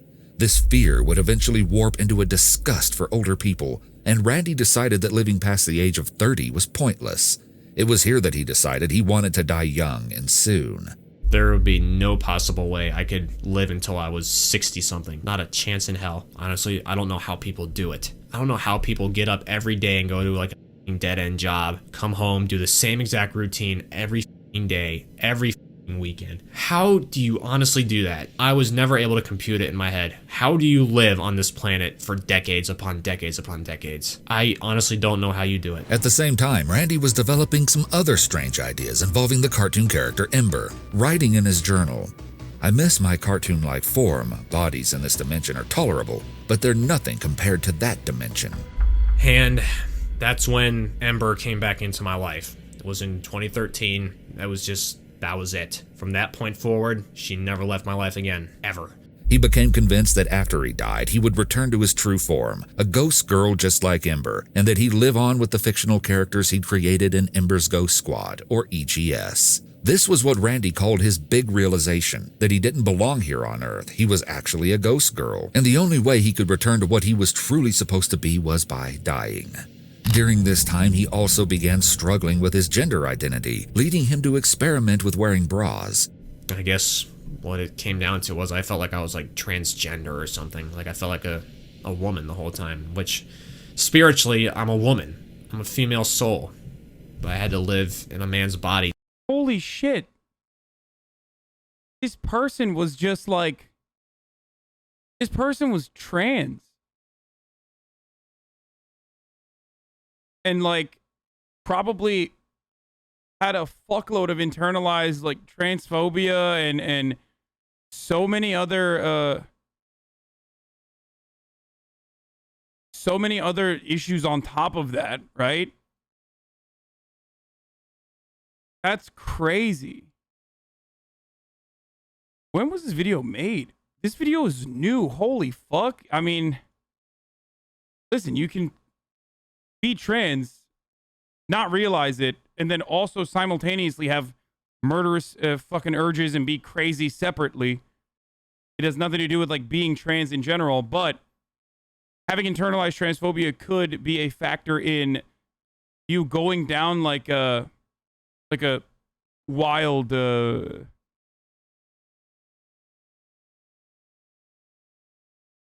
he did what he did in 2017. She did what she did. Or actually, I don't know. I don't know if they would want to be gendered as male or female. I don't know. Kind of weird that they don't like fucking mention it. It's kind of weird that they don't mention it in the beginning of the video. It is wild. He said it was a ghost girl, not a woman. He literally identifies as a cartoon girl from Danny Phantom. Who cares the murder? I mean, it doesn't matter. You're not supposed to fucking... Just because someone's a piece of shit, that doesn't mean you misgender them and or fucking psycho. It's entirely separate. But when you see like a black person do a murder, do you call them the N-word? Like, what the fuck? Like, doesn't give you an excuse to just be like a bigoted person, dude. Like, you can't do that. He said he had a female soul. I don't know. I don't know. It's a unique case. They might not have been. Seems like they stopped identifying as female. Keep watching. I don't know what pronouns either are. Says my favorite trans chatter, Young Zoe. All right. To do what I set out to do. That was my soul contract. That was what I was meant to do. He eventually stole clothes out of his mother's closet and cross-dressed when no one else was home. I was cross-dressing ever since high school. When you guys would go to your bowling leagues and Jeremy would go with you, I would either film a YouTube video, you know, back in early high school, you know, 9th, 10th, 11th grade. I would pretty much always film a YouTube video between 9th and 10th grade on every Wednesday when you would go out the door. So I would either film a video or I would cross-dress. And that's something I've kept to myself my whole life. I never told anybody about this. He wrote in his journal, I sit here alone on my bed full of emptiness. I'm wearing my girl clothes with my legs crossed. Why am I damned to spend 2 to 3 decades in this disgusting body? I'm not a man. Sorry, Mom and Dad, but I'm not sorry. I'm a woman. Each and every day it gets harder and harder to live in this body. I'm wearing my female natural selection shirt with my American Eagle bra, panties, and black leggings. I guess the proper term would be transgender, but I don't even fully agree on that. I'm legit a girl trapped inside a boy's body. I'm a femme soul. Randy began taking action to change his appearance in order to better match his ghost girls. He skipped meals when he could, surprised that his family didn't notice, and started shaving all of his body hair with a woman's razor. At first he hid his razor in a drawer in his room, but then for some reason decided to keep it out in the open. Again, he couldn't believe that no one noticed. Perhaps it started to seem to him like nothing he did really made a difference. Maybe he started thinking he'd need to do something more drastic to get people's attention. Every year of my life since 2013, I just felt more and more feminine. Can't even explain it. Look at the bathroom. Look at where my stuff was. You'll see there's a girl's Venus razor there. There's the Skintimate stuff that girls use to shave their legs and arms with. Every 3 days since like 2016, I've been shaving my arms and legs and entire body every 3 days.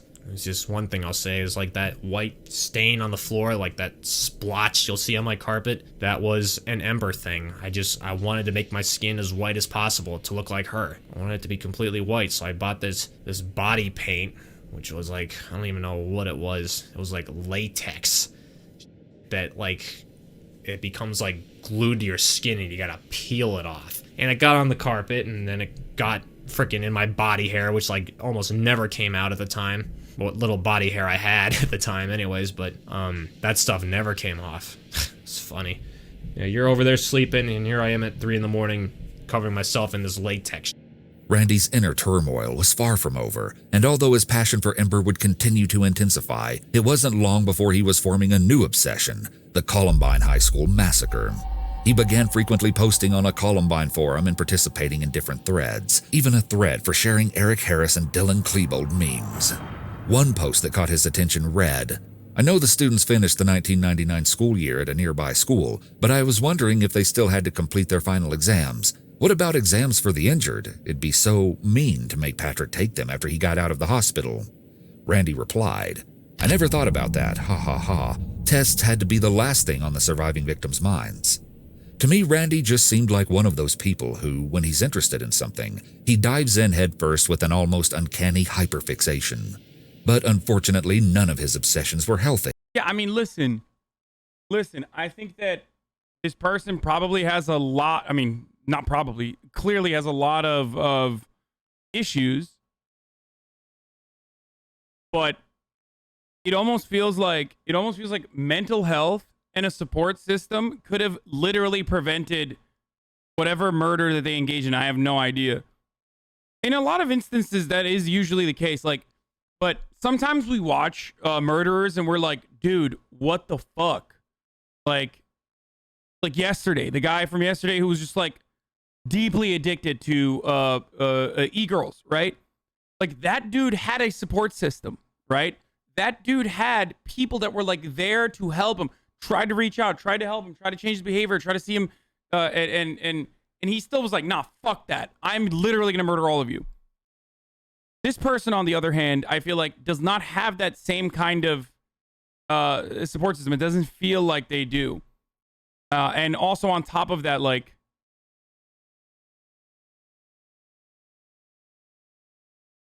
it's obvious that they were like looking for attention and recognition from their family that they might be trans.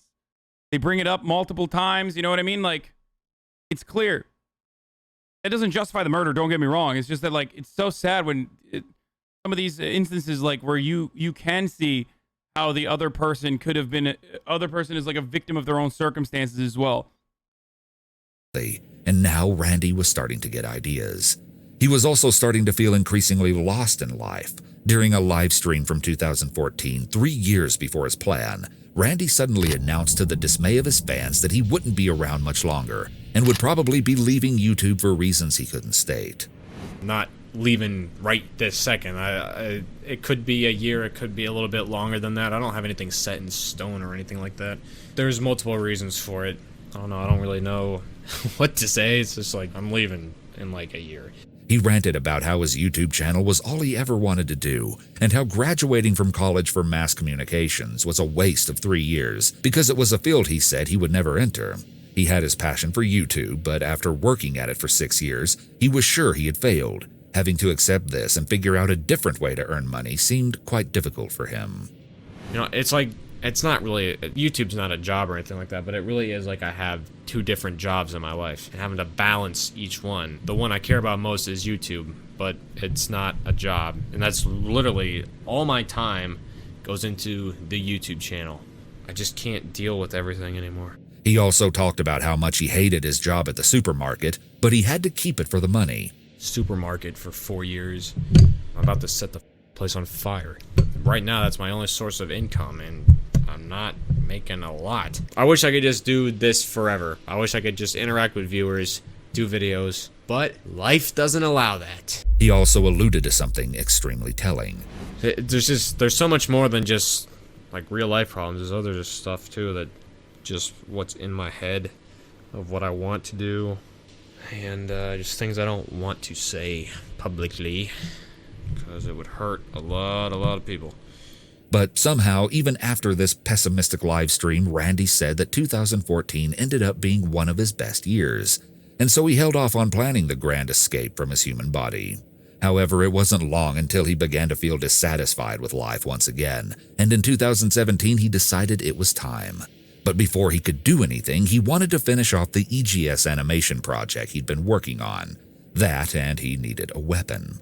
He thought he'd be able to go forward with his big plan in September, figuring he'd finish his project by then.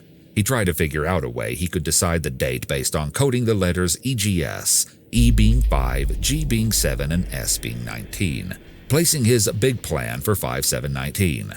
But as the days went by, he realized he couldn't wait 2 years. He wanted to die so he could become the ghost girl that was clawing to get out. 14, 13, 12 days away from doing this, you know? This is it. There's a lot on my mind. If you're in my position, you'd have a lot on your mind too. Every day I have to make count, you know? This is it. Just under 2 weeks to live. You got 2 weeks to live. What do? Goddess forbid if somebody does see me blocking the exits, I don't know what they'd say.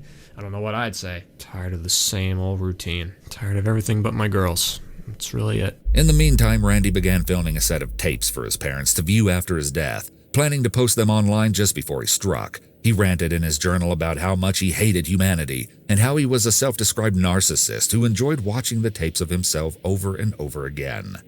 Pages upon pages of the journal were dedicated to rambling about the Columbine massacre, as he described again and again how he was sucked into the world of Columbine, and how he felt a special connection, especially to Eric Harris. He also revealed he was extremely homophobic and racist, writing extensively about his hatred for gay people. His goal to finish the animation project before he died wasn't working out. He complained in his journal that the voiceover actresses he hired weren't going fast enough, and he freaked out when an animator didn't want to work on his project because he wasn't comfortable with the theme.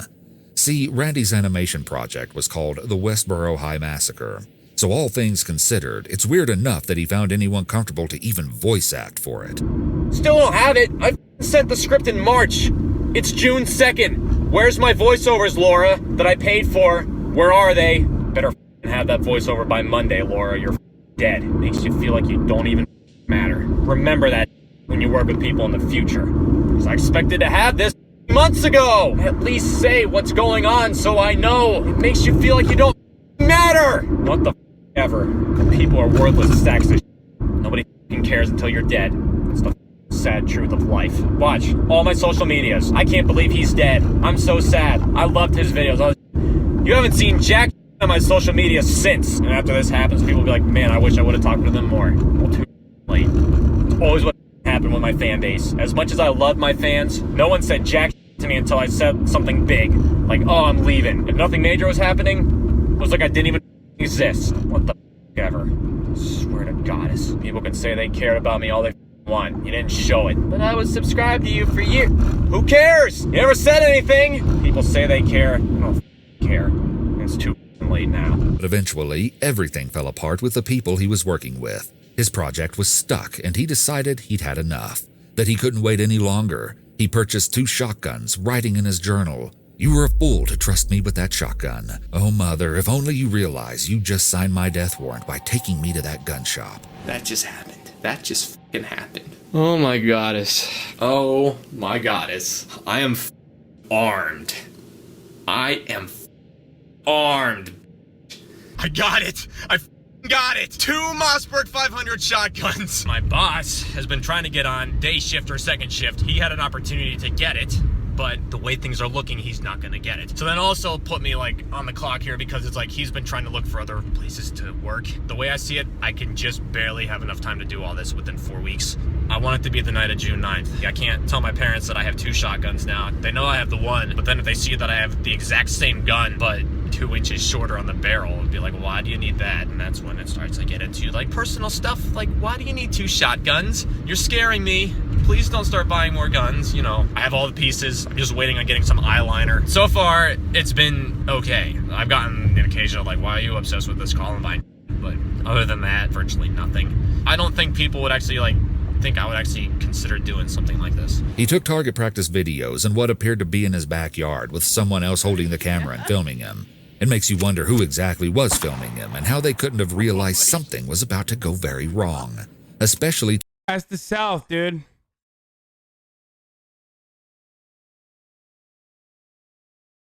That's America, baby. That's what it is. Why would they? Why would they think that like someone who's glorifying school shooters would be shooting a sawed-off shotgun and that would be a cause for concern? That's just the most, that's the least violent American out there. Taking Randy's shirt into consideration. What, natural selection? Never mind. That's not even, oh God, I thought it was like, I thought the shirt was even worse. I thought the shirt said like, I'm gonna do a school shooting or something. It just says natural selection. Like literally every hog is just like, PA equals South. Hello? Hello? Do you know the state of Pennsylvania, motherfucker? You're gonna act like the Pennsylvania is not like entirely, almost entirely a southern state in attitude? Okay? He's literally in rural Pennsylvania. It is one of the more... Pennsylvania is more south than Miami. That's the same shirt one of the Columbine shooters wore? Okay, there you go.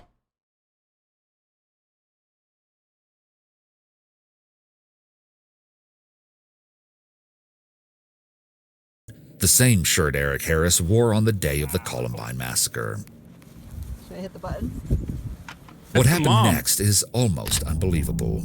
Randy began deliberately leaving a disturbing trail of notes and tweets that he was planning something, and the date for his plan was June 7th. He was not being very subtle at all, but still nobody seemed to even care. In his journal, Randy seemed almost disappointed that his parents didn't notice he was planning something. He wore his natural selection shirt time and time again, and was shocked that his parents didn't catch the reference. But Eric Harris had a white t-shirt, black text, natural selection. I bought 3 of them, yet none of you knew what it meant, which blew my mind. I didn't want to tell you that, so I kept that under wraps. That's a warning sign. He wrote, "How she hasn't questioned me or seen the signs is beyond me." Looking back now, you might realize, geez, I don't know how I missed it. You might just start having flashbacks in your head of certain things, like certain situations where it's like, wow, that was one of them, or that was a warning sign right there. Or... He wondered in his journal if he would have fangirls who would obsess over him. "That'd be great," he wrote. He began tweeting a series of alarming messages, not only on his main Twitter account, but on the variety of alternate Twitter accounts he had created to roleplay or pretend to be his characters. You know, I wrote all this dark, brutal, morbid, grim stuff into my videos, and people ate it up, and they loved it. They didn't realize that I actually meant it all. I started posting on all my social media how I really felt. Amber was always there in this dark place, like I mentioned. She fueled me to do this. I was like, she told me to do this. Do it for the Ghost Squad. You know, we need more souls. He even convinced himself that one of his own fictional characters he had created, Mackenzie, was his soulmate. He drew himself as a ghost girl with Mackenzie holding hands, captioned, "Love this girl." Posing as these characters on multiple Twitter accounts, he took on their personalities and pretended he was all of them, tweeting at each other, but really just at himself. Before Randy's big plan, the Ember Ghost Squad Twitter account tweeted, "If you think your body is ready for June 7th, then you're gravely mistaken. 17 days is your calendar marked. Hashtag big things. Hashtag June 7th. As the days counted down to his plan, he posted under his Mackenzie account, "I can't take my eyes off the countdown clock. Andrew isn't crazy, just caught in the middle of 2 worlds and dimensions. People don't see or understand that." Looking back on these Twitter accounts, just feel... Yes, they're homophobic. They're also, there is a likelihood that they're trans. It happens. There's a lot of internalized transphobia, and also on top of that, homophobia separately from that. Okay, there's just a lot going on.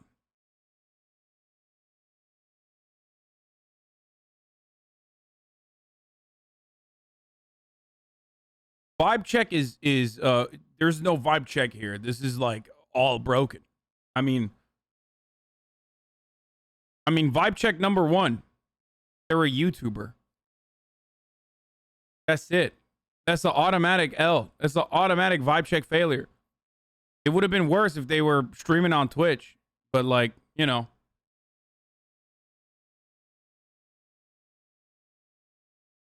Makes sense. Feels weird as you're looking in on Randy's... Yes, that's a self-report. I'm making a joke. ...alter egos. Randy made his character Mackenzie calm and shy, while he made his other character Rachel violent and angry. In speaking through his characters, he would tweet back and forth about his plans in the wide open for everyone to see. The only thing I can think is maybe people assumed the edgy and haunting content of the posts was Randy's way of really getting into the ghost... Or maybe nobody saw it because these are like random ass fucking accounts. Look at this. They're just talking to themselves on the internet, dude.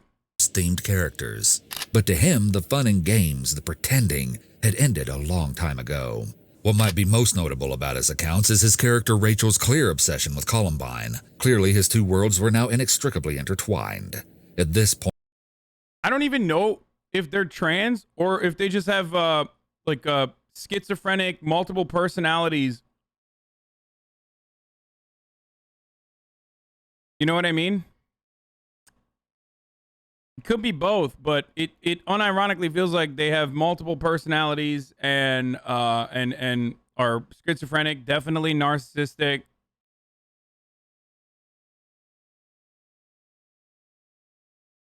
What did you say? Hasan, no, this is not did. What? What do you mean this is not did?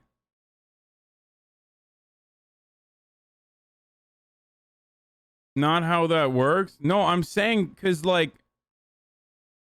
This is not how DID presents. Disassociative. Oh, identity disorder. Oh, I was like, what the fuck? I thought you were like mistyping that. It's not dissociative identity disorder, bro.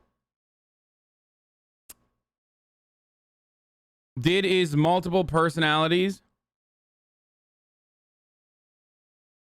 I mean, they're pretty young for a lot of this anyway. It seems like he almost wanted to be caught before he did anything. How often is this tries to already cry for help? That's definitely a cry for help. There's cries for help all over.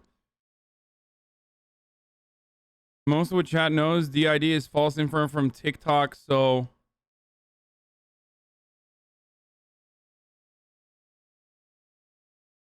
I think they have gender dysphoria, but that was the least of their concerns. Yeah, oh, yeah. Dissociative identity disorder, aka MPD. You should stream on Twitter? What?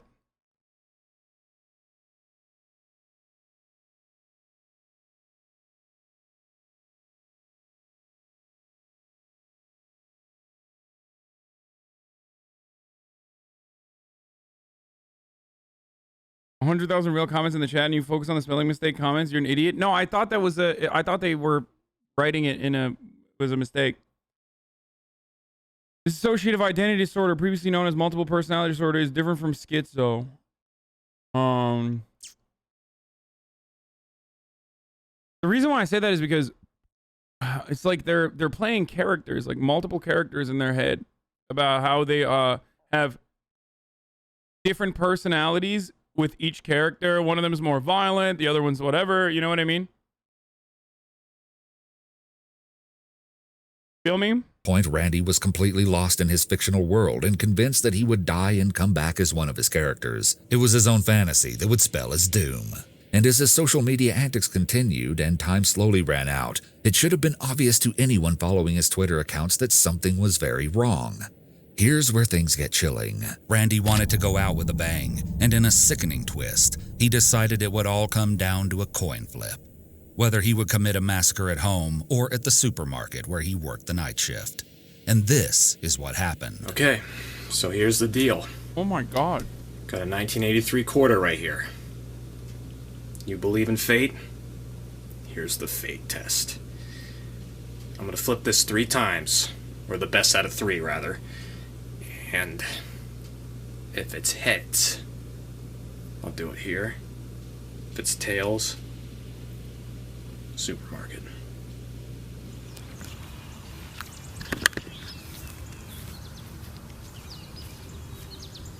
Best of 3. Here we go. It is No Country for Old Men. They got the same hair too as Anthony Chagrin. I'm not gonna touch it. You will see it as I see it. If I can find it. There it is. That's a tails. See that? 2. Looking at it. Land use of Anthony Chagrin. Whatever, shut up. I've never said a name right. Almost entirely psychos brought on by gender dysphoria. I did research on them for school. Tons of internalized transphobia and homophobia because of Christian parents. They wanted to be Amber because it's who they wanted to be.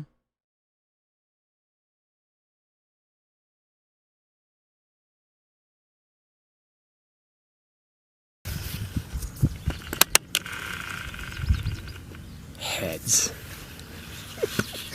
Had to be, huh?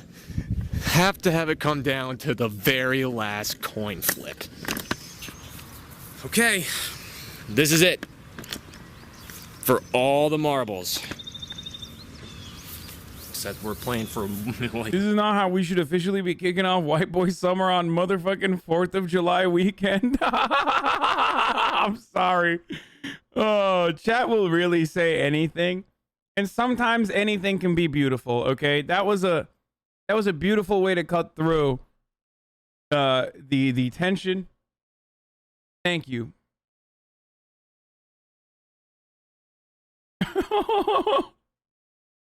Much more than marbles here.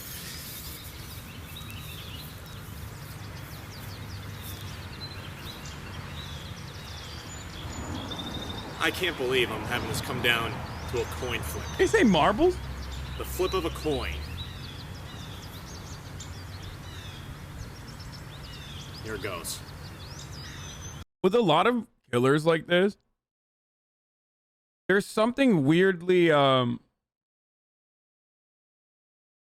liberating for them about like having control over this. It's very narcissistic that it's like a god complex thing where they're like, I have other people's lives and fates in my hand. And you can tell that they're enjoying the fact that a coin flip is going to decide who gets to be murdered in this situation. You fell off plus L. Shapiro did it better. Plus Jank made you. Plus on pause or on sub. 1, 2, 3. It's gonna land behind the camera. Just to the side. I can't see it. I see it in the grass, but I can't see it.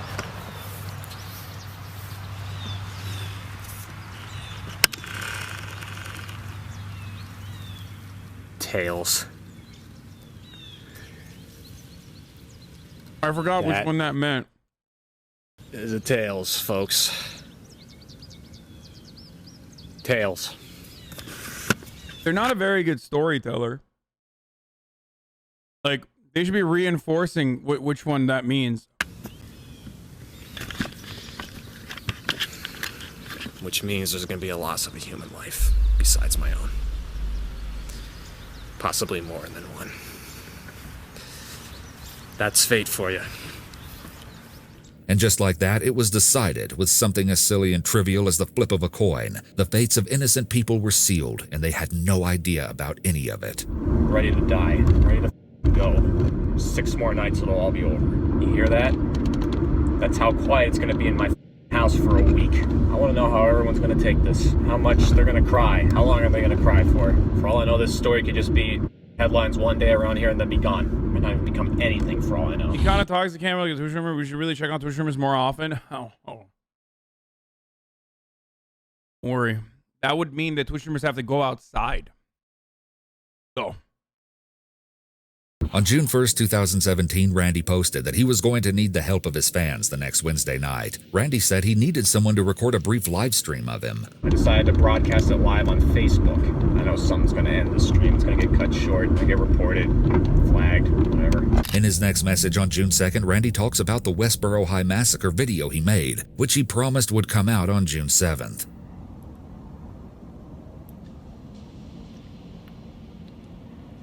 What happened?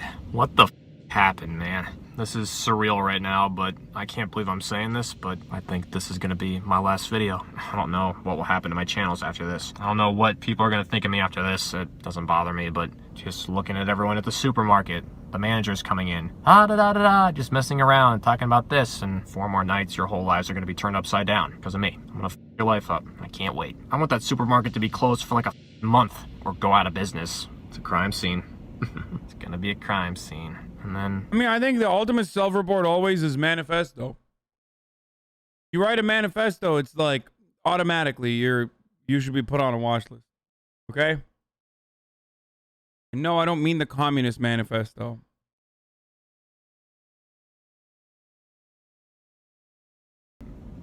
it'll be over. And everything will just be thrown away. Whoever would have thought that a cartoon character would cause this to happen? A cartoon character. How can a cartoon character bring all this out in you? How is that even possible? The biggest question will always be, why? I only partially told you why. I'm not gonna tell you everything. There's stuff that you still don't know about me that I'll never tell you. I'll take it to the grave. Em, you want a chip? I'm not a psychopath. I don't hunt people down and kill them. I need to eat something substantial. Why does chat with absolute certainty say that they're not schizophrenic at all when they're talking to a fake personality that isn't there?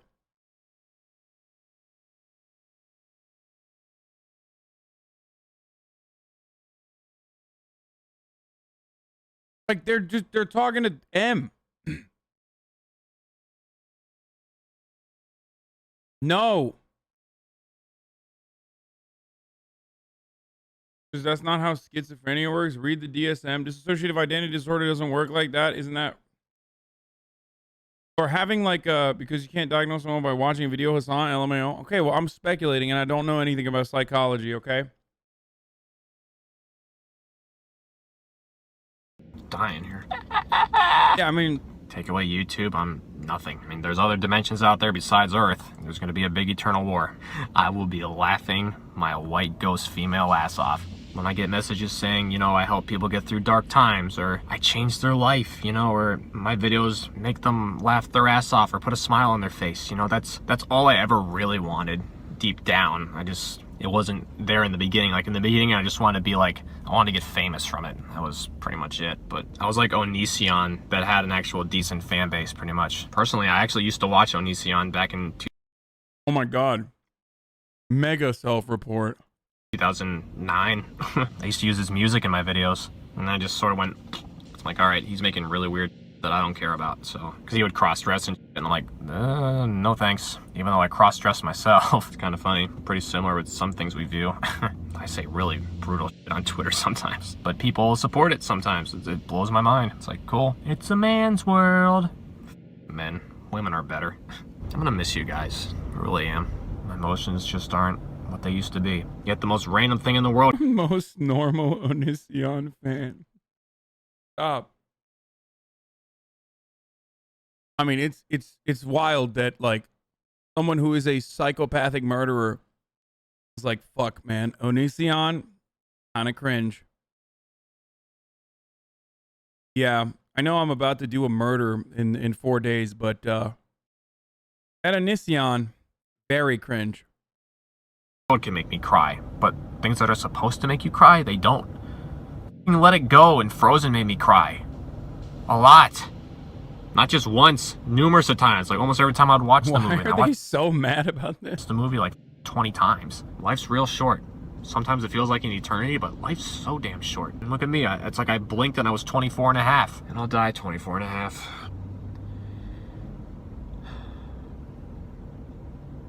I sit here and I ask myself, would I do it all over again if I could?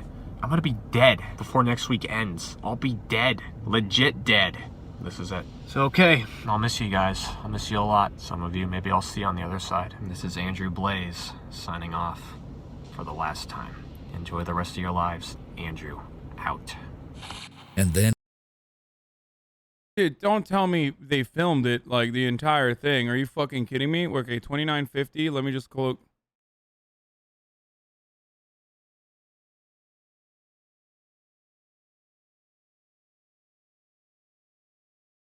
Okay, they don't show anything. That's crazy. They're like literally showing the fucking narrator or they're showing like footage, but they're not showing anything. He didn't film it.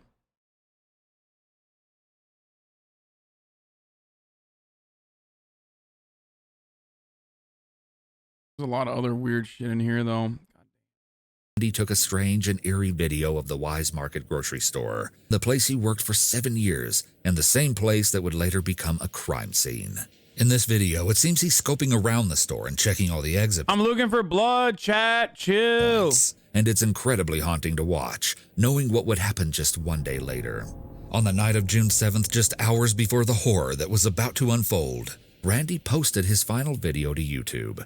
His big animation project. It starts out and shows him loading 2 shotguns, which he calls the Twins, named Mackenzie and Rachel after his favorite fictional characters, before he stuffs them into a duffel bag. I gave them names. The first one I bought, I called Rachel, and then I called the smaller one Mackenzie, after Mackenzie West. As much as you might find it hard to believe, in this poster, I'm the one wrapping my arms around her. That's me. Again, this is a reference to Columbine, as Eric Harris also named his firearm. But Randy didn't stop there. Eric had etched the name into the firearm, and Randy decided to do the exact same thing. Now I duct taped the pistol grip thanks to Eric Harris. It's in this video that he proclaims, "I've been stepped on my whole life, not anymore. I've had enough of this putrid planet and I'm gonna leave my mark." Yeah, kinda dark, and it honestly makes me wonder what was a bigger motivator for him in the end. The rebirth as a ghost girl he so desperately wished for, or simply getting the attention he desired for so long. You're looking at the beginning of his video right now, hours before what happened. At this point, Randy isn't being discreet. In fact, he practically bragged that something was going to happen. It was in plain sight now, and there was still time to stop him, but still no one reported a thing. I started talking with a girl online, and I started talking to her about the shotgun I got. She was one of only 2 people I told about the shotgun. Clearly, something dark is about to happen, but I have to warn you that what happens next is extremely disturbing, especially because this is the kind of thing that seems like it could happen anywhere and to anyone. The next day, in the early morning hours of June 8th, 24-year-old Randy was working his night shift at the store. He and 4 other employees of the store were stocking the shelves while they got ready to close. It was well after midnight and the store was quiet as they were all pretty tired. But because they all wanted to get the work done and head home, none of the other employees noticed that Randy wasn't actually doing his job. Instead of helping close the store and stock shelves, he was creeping to each of the exits and barricading them with pallets, trapping everyone inside.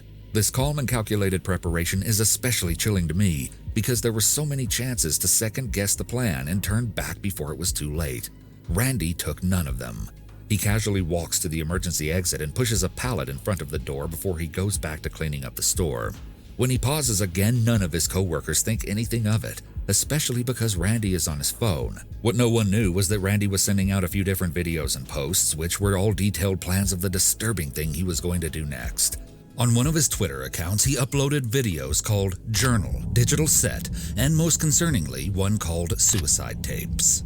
At 10 p.m. he tweeted as Mackenzie, "I hope we were able to get you through the day. I always..." Bro, I've never seen Danny Phantom. Like, I didn't even know this was a thing. It looks like Fairly Odd Parents.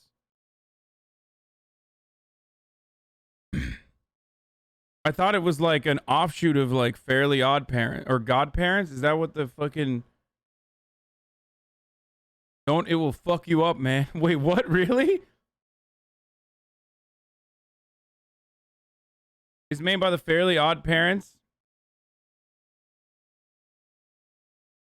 It's a risky watch. Why?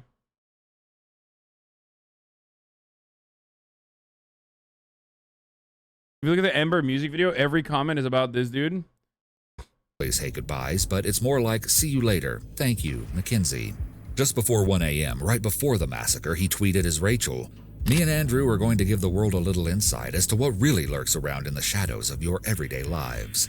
As soon as he was sure that the videos and tweets were up, Randy begins his sinister plan, something that everyone on the internet can now see coming. But his unsuspecting co-workers have no idea that they're trapped in a nightmare that Randy has already made sure they can't escape. Around 1 a.m., with the doors at the back of the building all blocked, Randy marches his way to the main entrance to the store, where he locks the doors and blocks them with another pallet. Then he pulls out the 2 pistol-grip pump-action shotguns he had hidden in the duffel bag that he brought to work. Randy had brought 2 guns, just in case one of them breaks down on him or jams and he has no way of fixing it.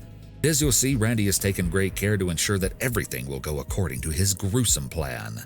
Eerily calm, Randy walks through the store, shotguns ready. The details of what happens next are debated, as the news accounts differ from what one of the employees says happened. I'll tell you all of it so you can make up your own mind.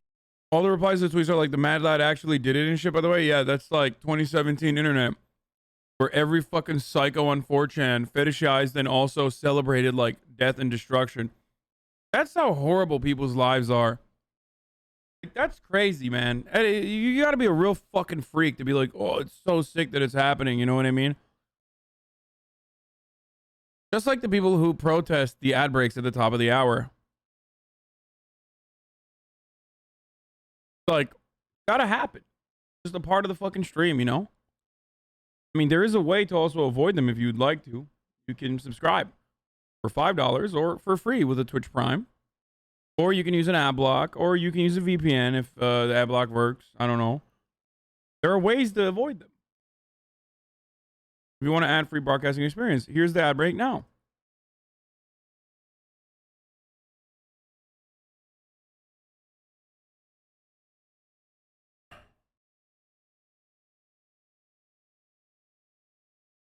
But be warned, what happens next is terrifying. In the store with Randy are 25-year-old Victoria, 47-year-old Brian, 63-year-old Terry, and 25-year-old Kristen. According to Kristen, she was in the same aisle as Victoria, working together to restock the shelves. Both girls have their headphones in, with Victoria's music cranked up and Kristen's a little lower. The two are goofing around when Victoria goes further down the aisle to get another stack of labels, completely unaware of what was about to happen. "I don't hate Victoria, but you gotta go," Randy had written earlier in his journal. All of a sudden, from where she is standing, Kristen hears a few popping sounds followed by a thud. Kristen doesn't know it, but Randy has just shot Victoria, first wounding her across the chest. But as she turned to run from him, he kept pulling the trigger, shooting her from behind at the base of her skull. And then Kristen's whole world turns upside down. When she turns to see what the popping noise was, she's met with Randy standing at the end of the aisle about several feet away from her, the guns in his hands and Victoria laying on the ground between them. As she watches in horror and shock, Randy mercilessly fires a few more shots into Victoria. Then Randy looks up and he and Kristen lock eyes. As they stare at each other, her feet are rooted to the ground, her mind racing a mile a minute, trying to comprehend what is happening. After a few heart-pounding seconds, during which Randy must have been debating killing her, he just turns and walks into the other aisle. Now, this is one of the places that accounts differ, as Kristen says that she made eye contact with Randy after he shot Victoria, which is incredibly disturbing to consider. But the other possible version of events is even more eerie. Various news sources actually reported that Kristen hadn't heard the pop of gunfire at all. Instead, they alleged that according to CCTV footage, after shooting Victoria, Randy found Kristen where she was working, and eerily looms only a few feet behind her. And the whole time she has no idea that he's there. Randy has his shotgun still hot from being fired and just watches her for 5 seconds. Then he turns and goes into the next aisle. I don't know which account is true, but regardless, both versions are incredibly creepy. In the other aisle, Randy finds Brian. He shoots him from far away, hitting his arm, groin, chest, and the right side of his head. 3 of the 5 shots Brian was hit with were lethal. Randy also hunts down his oldest co-worker, who at this point had probably heard the gunshots. Terry Sterling is shot twice in the back and shoulder, and I imagine that he must have been trying to run away when he was killed. I've never seen a narrator so horny to describe the gruesome, brutal depictions of murder.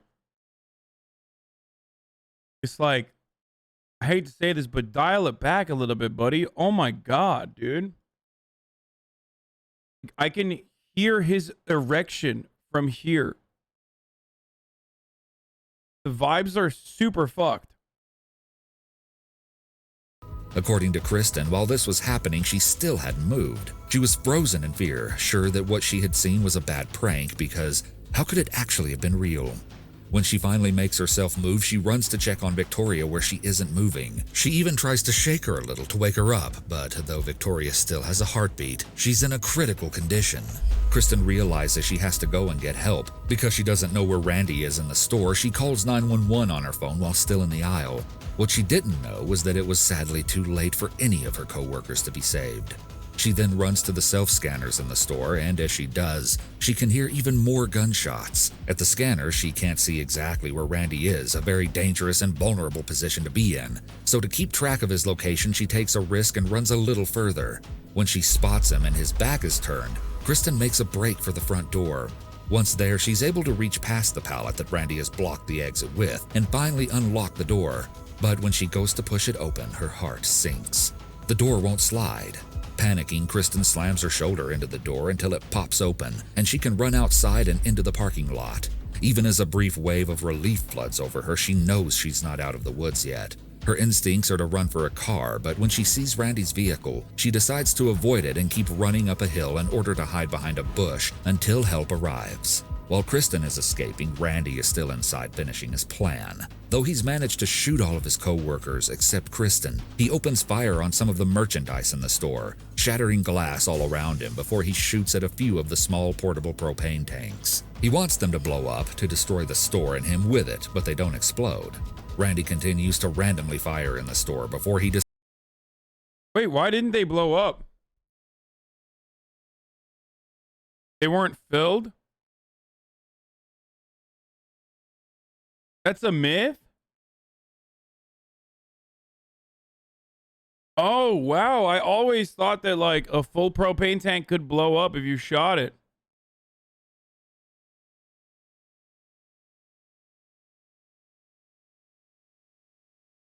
Video game physics law?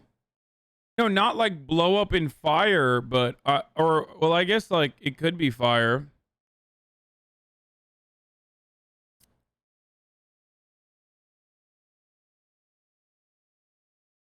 What if you shot at it multiple times? Like if you shot into the fucking gas? Decides that he has met the end of his thorough plan. Just as calmly as he made his way through the store, Randy then walks into the deli section where he takes his own life. In a gruesomely short amount of time, a total of 59 bullets were fired, all from just one of the shotguns Randy carried. His last tweet was, "Goodbye, humans, I'll miss you." All 3 of his co-workers died from their wounds. Only Kristen managed to escape.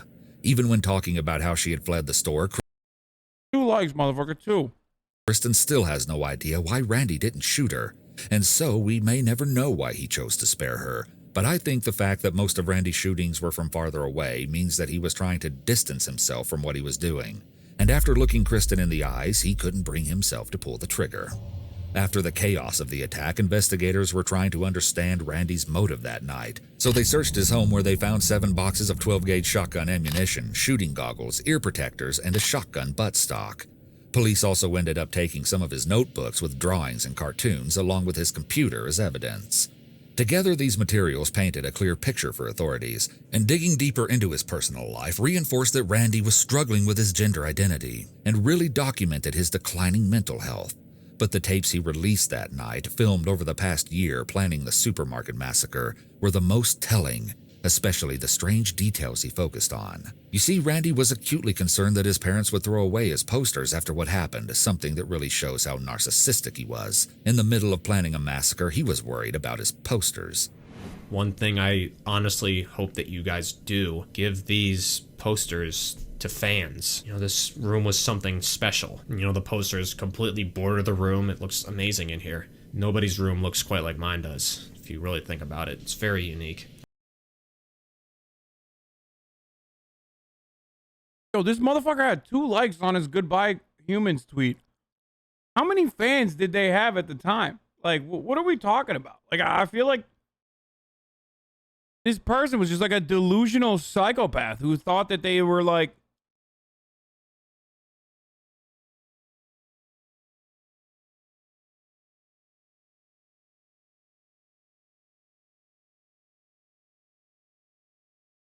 LMAO, how many fans you see him? But no, but for real, like, what fans, motherfucker? You had 2 likes.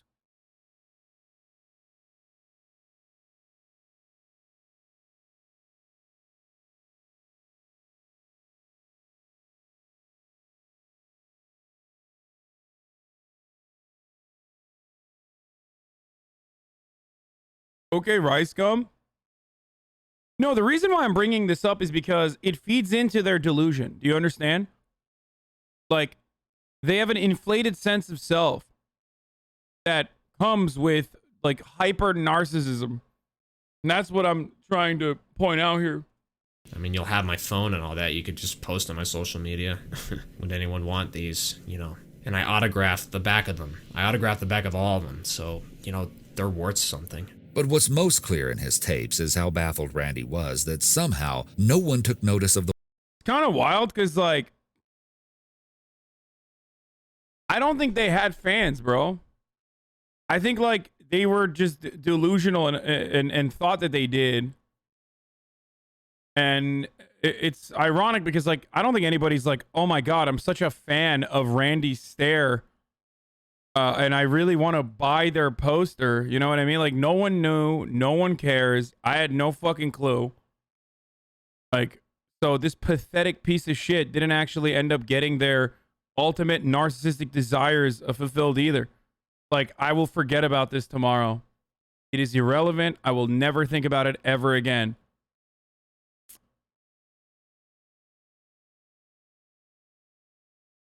I mean, out of 1,000 people, how many get more than 2 likes? I have 100 followers and never get likes, lol.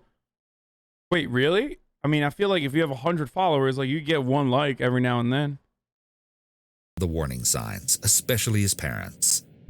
The warning signs were always there. They were there from the beginning. You could always say, what if, what if, what if? What could we have done? You know, how didn't we know? It was all there in front of your face. You know, welcome to reality. In these final videos Randy released the night of the massacre, it's abundantly clear that he's lost all touch with reality. He even says that he believes the cartoon character Ember is a goddess. I believe in a goddess. which is Ember. He went so far as to document his unapologetic anticipation while sitting in his car, talking about how his colleagues are blissfully unaware of his plans. There are hours and hours of tapes to pore over, and that's what makes this case so chilling. Something I found shocking was just how precisely Randy had planned everything that was going to happen. Not only did he know who he would be working with and made sure to have 2 guns so nothing would stop him, and had videos ready to upload in the hour directly preceding the shooting, Randy also took the time to send an email to the actress who voiced the cartoon character Ember in the series he had created. Less than an hour before he shot his co-workers, Randy thanked her and said that by the time she read the email, he would be dead. Clearly, he had some very strange priorities in his last moments, but what's really crazy about this email is that in it, Randy apparently claims that he had a true purpose to his videos, including the final one, the promised Westboro High Massacre. The voiceover actress didn't go into the details about what exactly Randy's true purpose for the videos were, but I'm guessing it had something to do with his belief that when he died, he would cross over to the animated world. Was that the fucking emblem editor for Call of Duty, dude?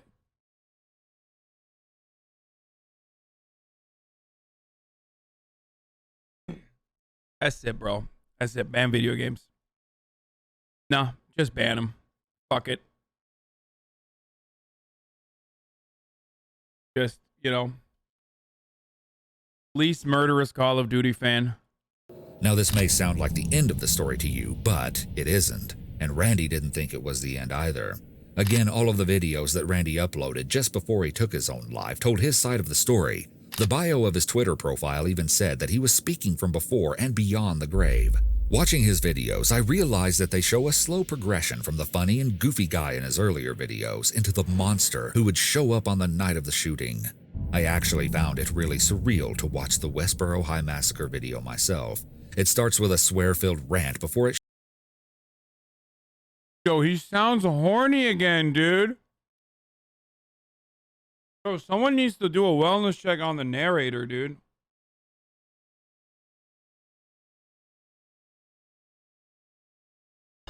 What the fuck, dude? Okay, we like true crime as well, you know? We like to watch true crime, but this was his YouTube.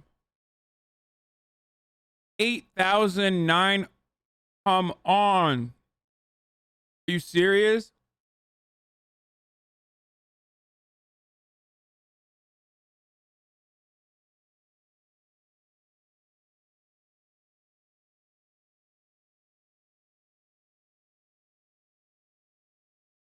Related channels, PewDiePie.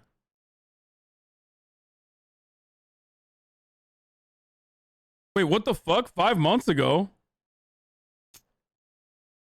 Wait, what?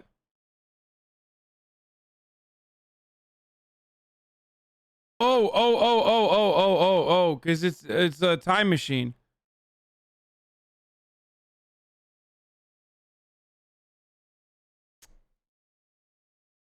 Oh my fucking god, that scared the shit out of me, dude.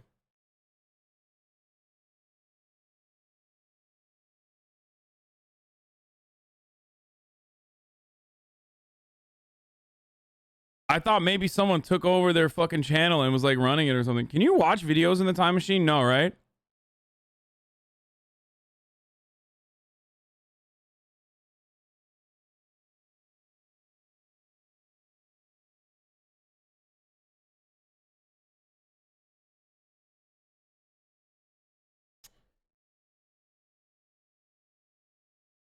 All this because of a ghost girl. Have you learned the Raven technique? Yeah, for real though. Zoomers have better coping mechanisms now.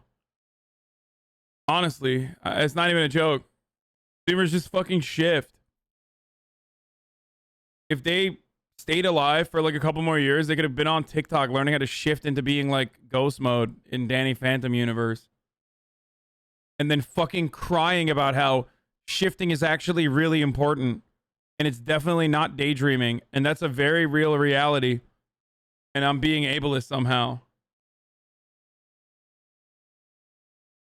It shows Randy readying 2 rifles, which were the ones he used in the shooting, and it even includes a few cutaway scenes that show him in the grocery store. Of course, showing the place that would later become a crime scene was disturbing, but it was made all the weirder by being followed with sections of Randy playing on a schoolyard playground. Still, what makes the whole thing even more bizarre is the overall poor quality of his legacy video, and the hundreds of comments below it ridiculing him for exactly this reason. Randy even went so far to make... What is he saying? What's this motherfucker saying? Yo, Hasan, nice hat, dude. Love the way it fits you. Quick question, though. Does it come in men's? Thanks. Wow, dude. Wow. Jake is a misogynist, boys. We found out. This motherfucker wore a $5,000 jacket last night to the party and then flexed on me, okay? If you guys watched the Misgift stream and I was like calling Jake out, when I was calling Jake out for always wearing like expensive shit, oh my God, look at how out of touch this rich guy is, dude. Oh no, it was just $800. Yeah, what did you say afterwards? You said, but now you can't buy this anywhere, so now it's $5,000. My man said only $800, dude. Yeah, I'll blow your shit up. I'll fucking blow your shit up, dude. Exposed.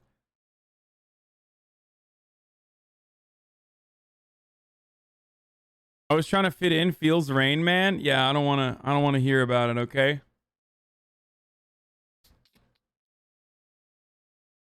Stop cyberbullying people.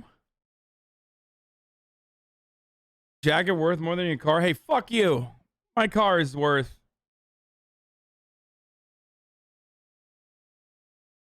My car's worth more than $800. It's worth like $5,000, I think.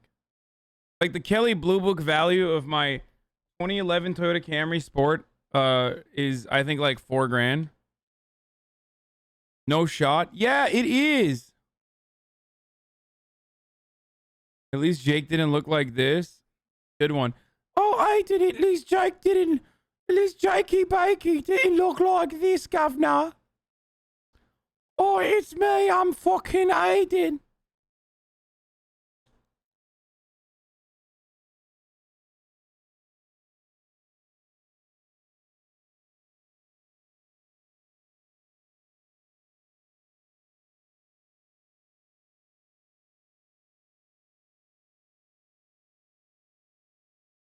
I asked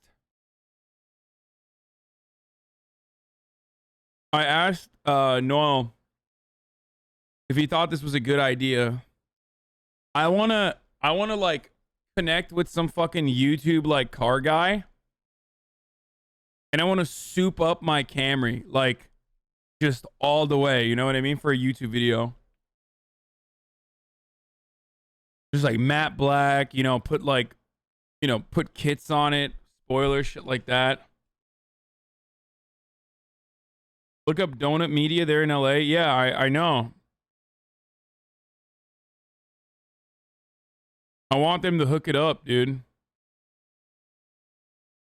Bad idea. Just get a new car. Dude, I'm gonna get a new car. I just want to fucking do something cool with my old car. Okay?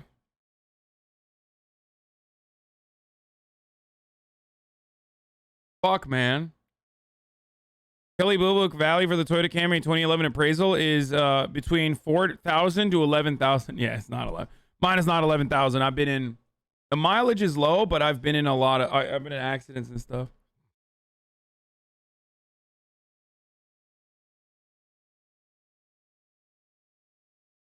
Let me look this shit up. Donut Media.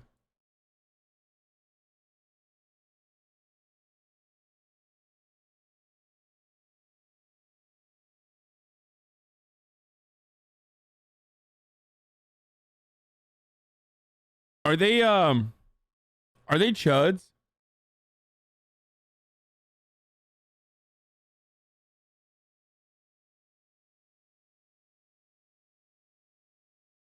They kind of look like it a little bit, but I don't want them to.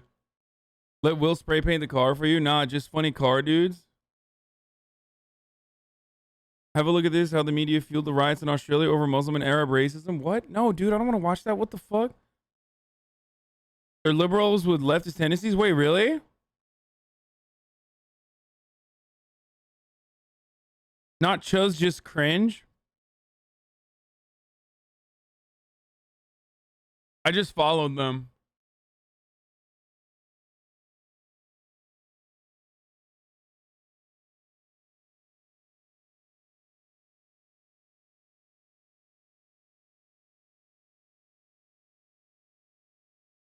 Oh well, Gus did a video with them. I'm gonna DM him right now and be like, "Yo, hook me up with Donut Media."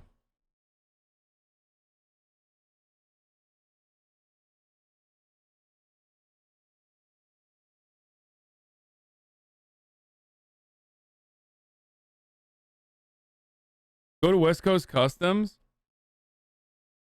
Okay, let's finish this Part video of his and then we'll final look at video their a cars. tribute to himself with clips of him playing and sad So, a music guy- underneath. It's interesting to consider why exactly Randy targeted the supermarket. In his journal entries, he talked about how targeting the supermarket would be lame, but for some reason he did it anyway. As it turns out, Randy said in one of his videos that his father was a manager there, and the two weren't exactly getting along. Once I started having lousy grades and applying for jobs, and I hated him. Didn't even want to look at him. And then all he seemed to care about was like me getting a full-time job and making money, and then trying to move out of the house and start my own life and all this shit, which I knew I was never gonna do. Prime example of people I hate in this world. Prime example of someone who could be nice and happy and easygoing and joking one day to better straighten out your life the next. I thought I could be bipolar too, but good Lord. I hate my profession. I want to quit. Find another job. That's what you tell me to do. You hated your job for years. What'd you do? You took it out on your family. Way to go. That's definitely the answer to all your problems, isn't it? You hear that? That's me clapping and applauding from the heavens above. When's the last time you ever said you were proud of me? When's the last time you ever said I love you? And I'll tell you one thing. Back in elementary school, middle school, I used to worry about Dad dying the most out of anyone in this house because I loved him back then. Once high school took off and college and all that, and I found it impossible to love him anymore. And I just started hating guys more than anything. Something I tracked down which gave me a new insight beyond what you might find about the Weiss Market shooting was Randy's autopsy report. In addition to the gruesome details of his death, the autopsy revealed a couple of really interesting things, and as I go through what I found, the details will only get more intriguing. There's no blood, right? Reading the autopsy report, I found out that Randy was wearing black makeup at the time of his death. The report says that it was on his lips and in orbit patterns, which made me think that he had drawn his makeup to look like the swirls that Ember from Danny Phantom wears around her eyes. When his body was found, he apparently had women's clothing on underneath. I'm losing my mind, dude. The narrator is like actually horny. It's so weird. Wanted to look like Ember. Beneath his regular clothing. And here's the most interesting find. Randy had 372 milliliters of diphenhydramine in his system when he died. For those of you who don't know, diphenhydramine is Benadryl, and you should never take more than the recommended amount as it can be fatal. But Randy had ingested way over the maximum that anyone should ever take. As soon as I saw this, I realized something. Randy would have been essentially suffering from an overdose that night. His vision would have been blurred. He could have felt really confused, unsteady, or drowsy. And most startlingly, he could have been suffering from seizures and hallucinations as well. I can only speculate about why Randy may have chosen to take this much of something that would harm him, but I think it's interesting to consider that he could have been seeing or hearing things that night. Of course, he had been planning this attack for a long time, and any hallucinations may not have affected what he did. But another really interesting element of this whole thing is Randy's own comments about drugs. In his own tapes, he talks about how he isn't interested in drugs. So why did he take a harmful amount of Benadryl that night? Was it to ensure that he didn't back out of his plan? Some people have speculated that he may have been hallucinating the animated character Ember. In a 2018 interview, Kristen came forward to speak on her experience, and she emphasized that Randy was suffering from a mental illness, and that the man who carried out these evil acts wasn't the person she and her co-workers knew and loved. This was someone different. After speaking with other employees, she says everyone agreed on one thing. They never saw this coming. And maybe that's the scariest part about this whole story. Whether it was a slow, inevitable buildup or a sudden snap, nobody could see the hidden demons just below the surface of Randy's quiet and unassuming demeanor until it was much too late. Although nothing can reverse this awful tragedy, perhaps it can serve as a lesson of the kinds of warning signs that may be able to alert us that someone is a danger to themselves and potentially everyone around them too. All right, that's it. I'm tweeting at Donut Media. I said, yo, Donut Media, would you like to soup up a 2011 V6 Toyota Camry leather Toyota Camry Sports Edition for a video? Not to flex, but it has leather heated seats. Okay, there you go. Blasted, chat.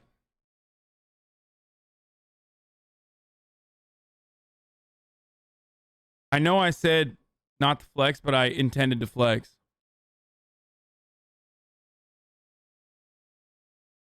Like, I totally was flexing. I think they're going to be very impressed when they find out that, yeah, these guys probably have never seen a sick car like that. So.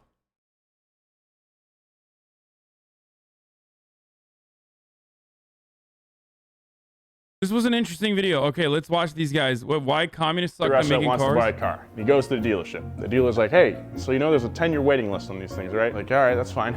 And he puts some money down to buy it. Just before he leaves, he asks the dealer, hey, should I pick this car up in the morning or afternoon? It's 10 years away. What does it matter? Like, well, the plumber's coming in the morning.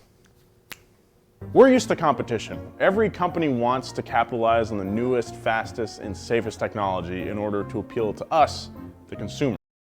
For the record, the people that were making fun of me for spelling souped up with a instead of a S-U-P-E, spelling it as though it is a S-O-U-P, I said it in the right way.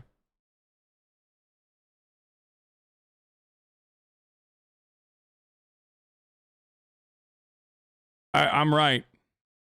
That's the correct way to spell that. It's what drives innovation, after all. But what happens when that's not the case? When a communist state owns all the companies? Is innovation stifled? Today we're going to talk about some of the most interesting cars to come out of the USSR and what it was like to get your hands on one. Okay, he's not wrong that like the cars were dog shit. I don't even know what the real reason is, but I wonder if he's just going to say that it's like, it's not though, lol.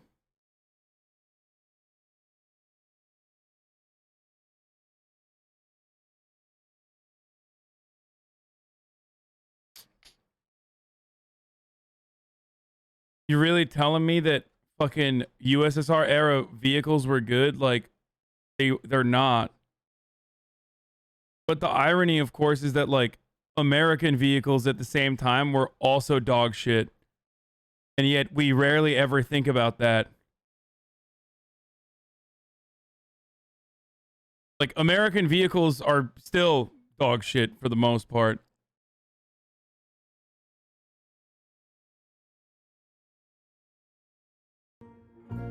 From 1922 to 1990, the United Soviet Socialist Republic, or Soviet Union, was a communist state that spanned 8.6 million square miles across Northern Asia and Eastern Europe. The USSR was thick.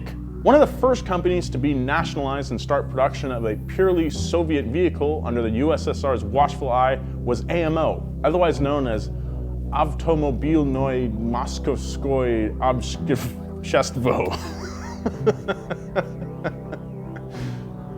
We're keeping that in. The Moscow factory was the site of a stirring speech by Vladimir Lenin in which he promised the sons and daughters of the revolution that Russia would now step into the motor age. Engineers from the Scientific Automobile and Motor Institute working for AMO debuted the Nami-1 in 1927. The first original Soviet passenger car, this rolling monument to the proletariat was designed to combine the simplicity and low cost of a cycle car with the passenger capacity and comfort of a small car. It was considered an engineering success and did great on undeveloped roads, but ultimately failed because of its high production cost. Only a few thousand of them were manufactured between 1927 and 1931. For the next 20 years, the majority of vehicle production was focused on trucks and other military vehicles out of three plants: the Gorky Automotive Plant, or GAZ, the AMO plant in Moscow, ZIL, and the Yavoslavy Motor Plant, or YAMS.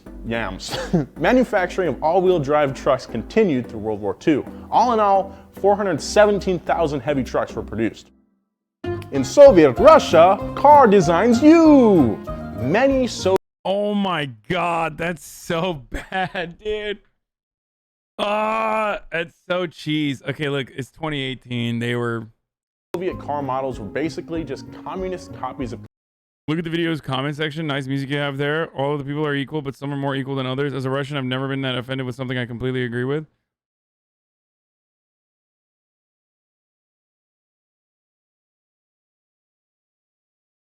Hi guys, I'm from Latvia. Before 1991, we were a part of USSR. My grandpa got a car after 12 years of waiting in line. When I was 10, he taught me how to drive. It was his beloved Lada Waz 21076. It's a light 4-cylinder, 1.6 liter, 75 horsepower rear-wheel drive, 5-speed manual car that was simply amazing. Oh my god, the field of those cars is insanely cool. I got it as my first car at age 20 when I got my driver's license. I still have the car as my second car. Great cars, but anything above 120 kilometers per hour is really scary. You really feel the speed in that thing, and brake are horrible.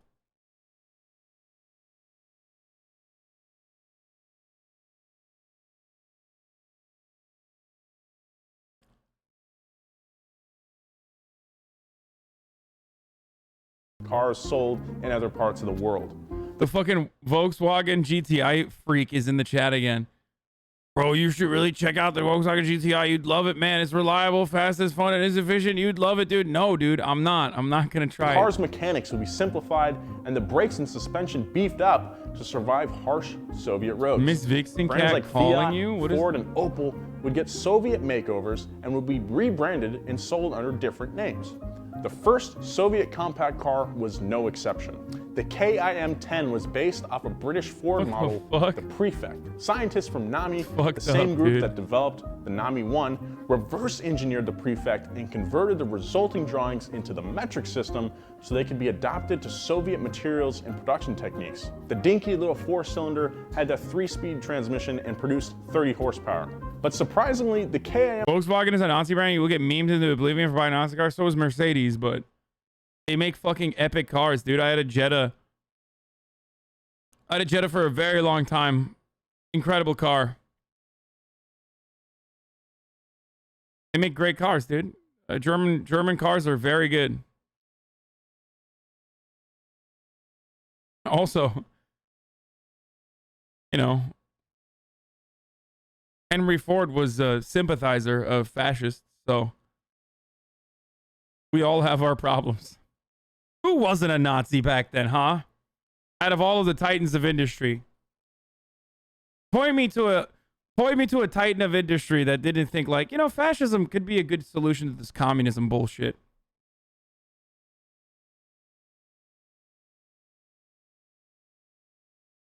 KIM's performance wasn't that much different than its British counterpart, and apparently it was actually pretty good for the time, light years ahead of any other car being built in the USSR. Post-war USSR saw a massive expansion into the automotive sector. Moskvich, meaning native of Moscow, acquired the entire Opel manufacturing plant in Germany after the Nazi regime fell. The factory, located in the city of Rüsselsheim, was a part of the post-war reparations paid out to the USSR by Germany. In 1947, they rolled out the Moskvich 400, modeled after the Opel Kadett. Soviet soldiers captured... Like, I hate to admit it, but the old Nazi Mercedeses, or are they Mercedeses? Like, the G-Wagon is literally a Nazi vehicle. But the old, like, what's the car that Hitler had? Like, it's insane. The Mercedes-Benz Type 630. Look at this shit.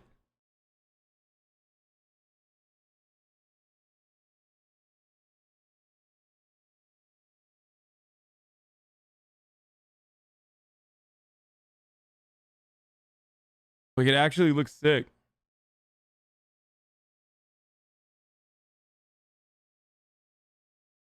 My 99 Civic is still going strong.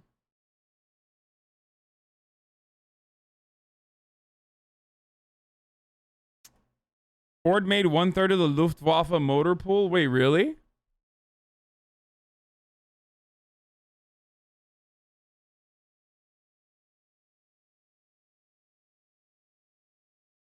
The G-Wagon is literally not a Nazi vehicle? How?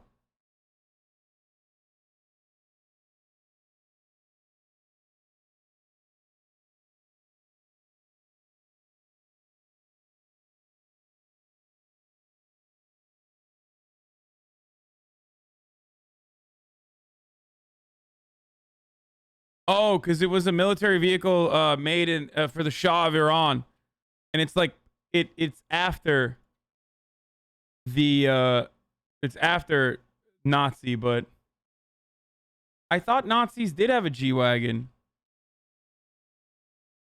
There was like a different G-Wagon. It's not the same one. It's made in the G-Wagon that we know now,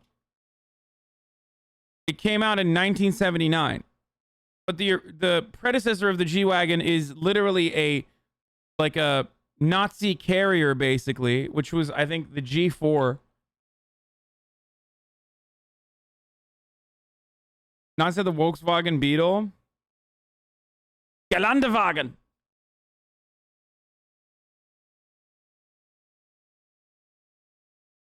The 1948, the G-Wagon's large adult father after World War II. Okay, no, there is a G-Wagon before that G-Wagon.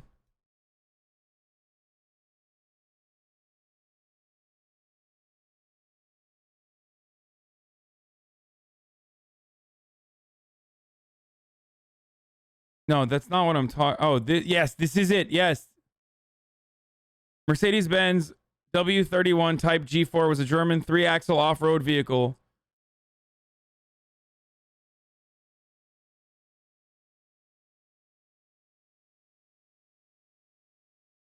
It's like a Nazi Hummer, as Chatter pointed out. That's not at all the same thing.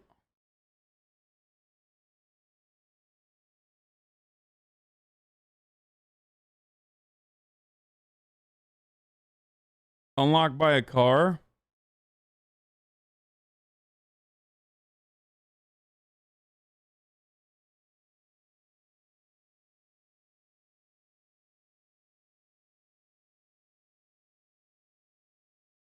It's one of my CP Bio partners' dad has. Cigar burns on the dashboard. It looks like it. What?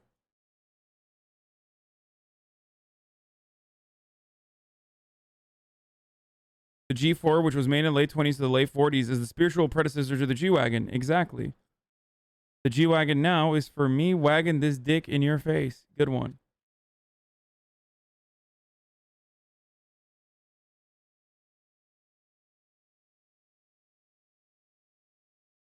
Stooping to the lowest of lows, getting stun-locked by Nazi cussy. Few Opals and brought them back to the motherland. They carefully reverse engineered every component on the car, then built their own version of it in Moscow. The Moskvich 400 had a 1.1 liter inline 4 and came in a sedan. Okay, this is boring. Not really like that into cars, you know what I mean? So let's see what... Do they have like funny shit?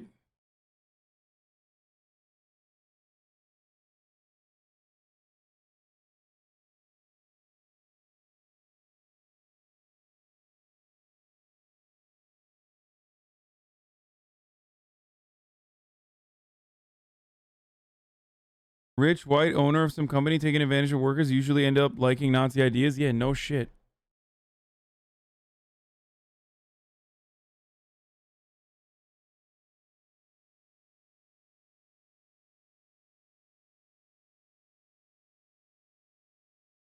RIP GT4586 Ferraris powered Toyota drifts. 2 grannies, 1 Lamborghini. $3,500 single turbo kit versus $8,100 twin turbo kit. We parked the race car at an expired meter prank. Fast driver, slow car, slow driver, fast car. How police cars got fast. How the American police car has changed everything. I thought you guys said these guys love Toyotas. Oh, the Supra.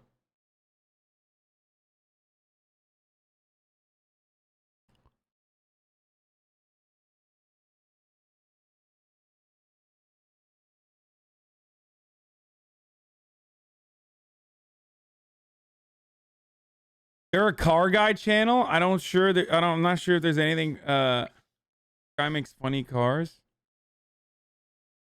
B-Day 1901. What? The Cummins Mustang is dope. What the fuck?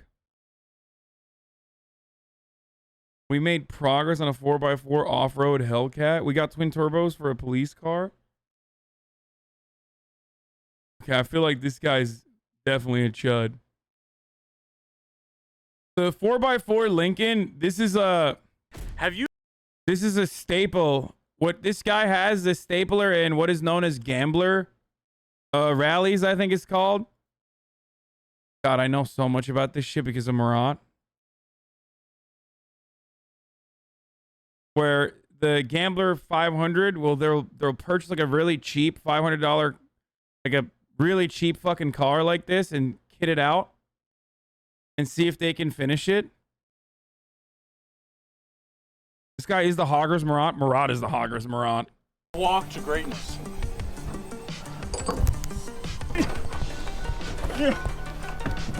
The brakes don't work! I'm on the trail!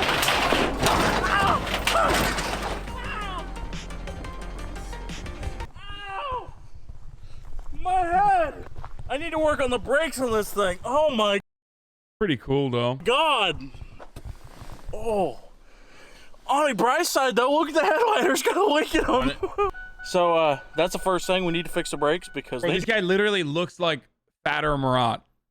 Like everything about this is Murat. Why does every car guy look the same, dude? You mean the Gumball 500 mostly rich car owners completing a cross-country race? No, dude, the Gambler 500 is not the Gumball. They are literally on the opposite ends of the racing spectrum. Why do you feel the need to correct me? And the Gumball is not the 500. I think it's a 5,000 anyway.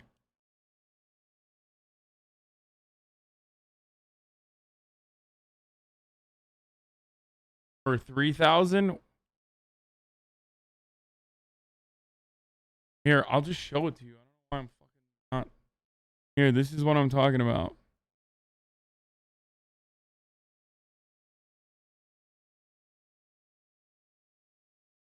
The Gambler 500 rally is a mostly off-road rally style navigational adventure using cheap, impractical, fun vehicles to run through the country and pick up trash, remove abandoned vehicles and boats. Participants are encouraged to spend no more than $500 on a vehicle. However, the limit is not enforced.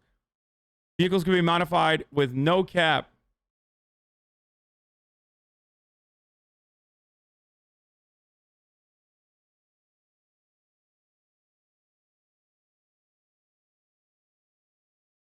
Why do you remember all this shit? Because I have a really bad brain. And it only fits like dumb shit that I will literally never use for anything good. I have a bad brain. And also because I listen to Murat when he speaks. And he doesn't shut the fuck up about cars and rallies. And like literally that's all he loves. So after a while, through osmosis, I've like learned shit about cars and stuff, even if I don't want to, you know what I mean?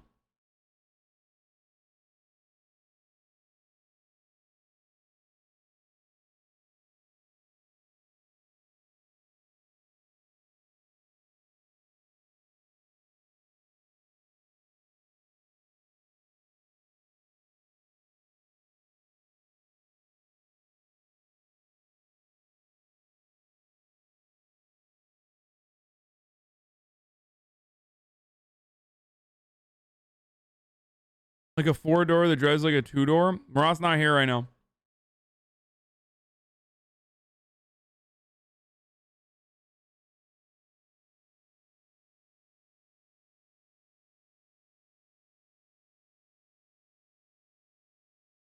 Anyway, I don't want to watch the Cult of David Dobrik. Are you still all alone at the house? What the fuck? What are you gonna come murder me, dude? Holy shit. No, I think I'm done for today, dude. I'm gonna go hang out with my brother. Okay. We already did okay, buddy. We did all of it. I am gonna have a PO box tomorrow, most likely. I'm just letting you guys know.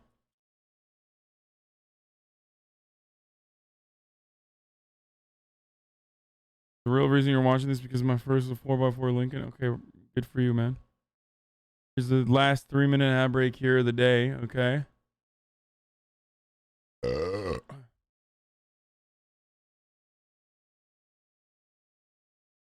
And then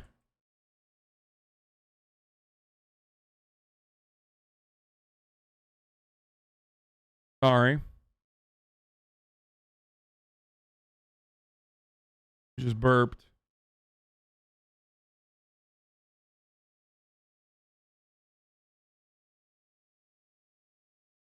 But I will see you guys tomorrow. Why did you say XQC raid? That's funny.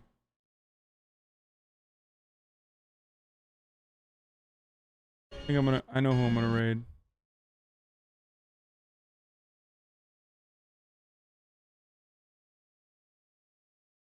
Raiding a legend, okay. We'll watch the new Channel 5 tomorrow, okay? Alright, I hope you guys enjoyed your stay. Fuck, my raid is not coming up on my end. Oh, there it is. Alright, love you guys. I'll see you tomorrow. We'll do the PO box and we'll figure some other stuff out, okay? Bye now.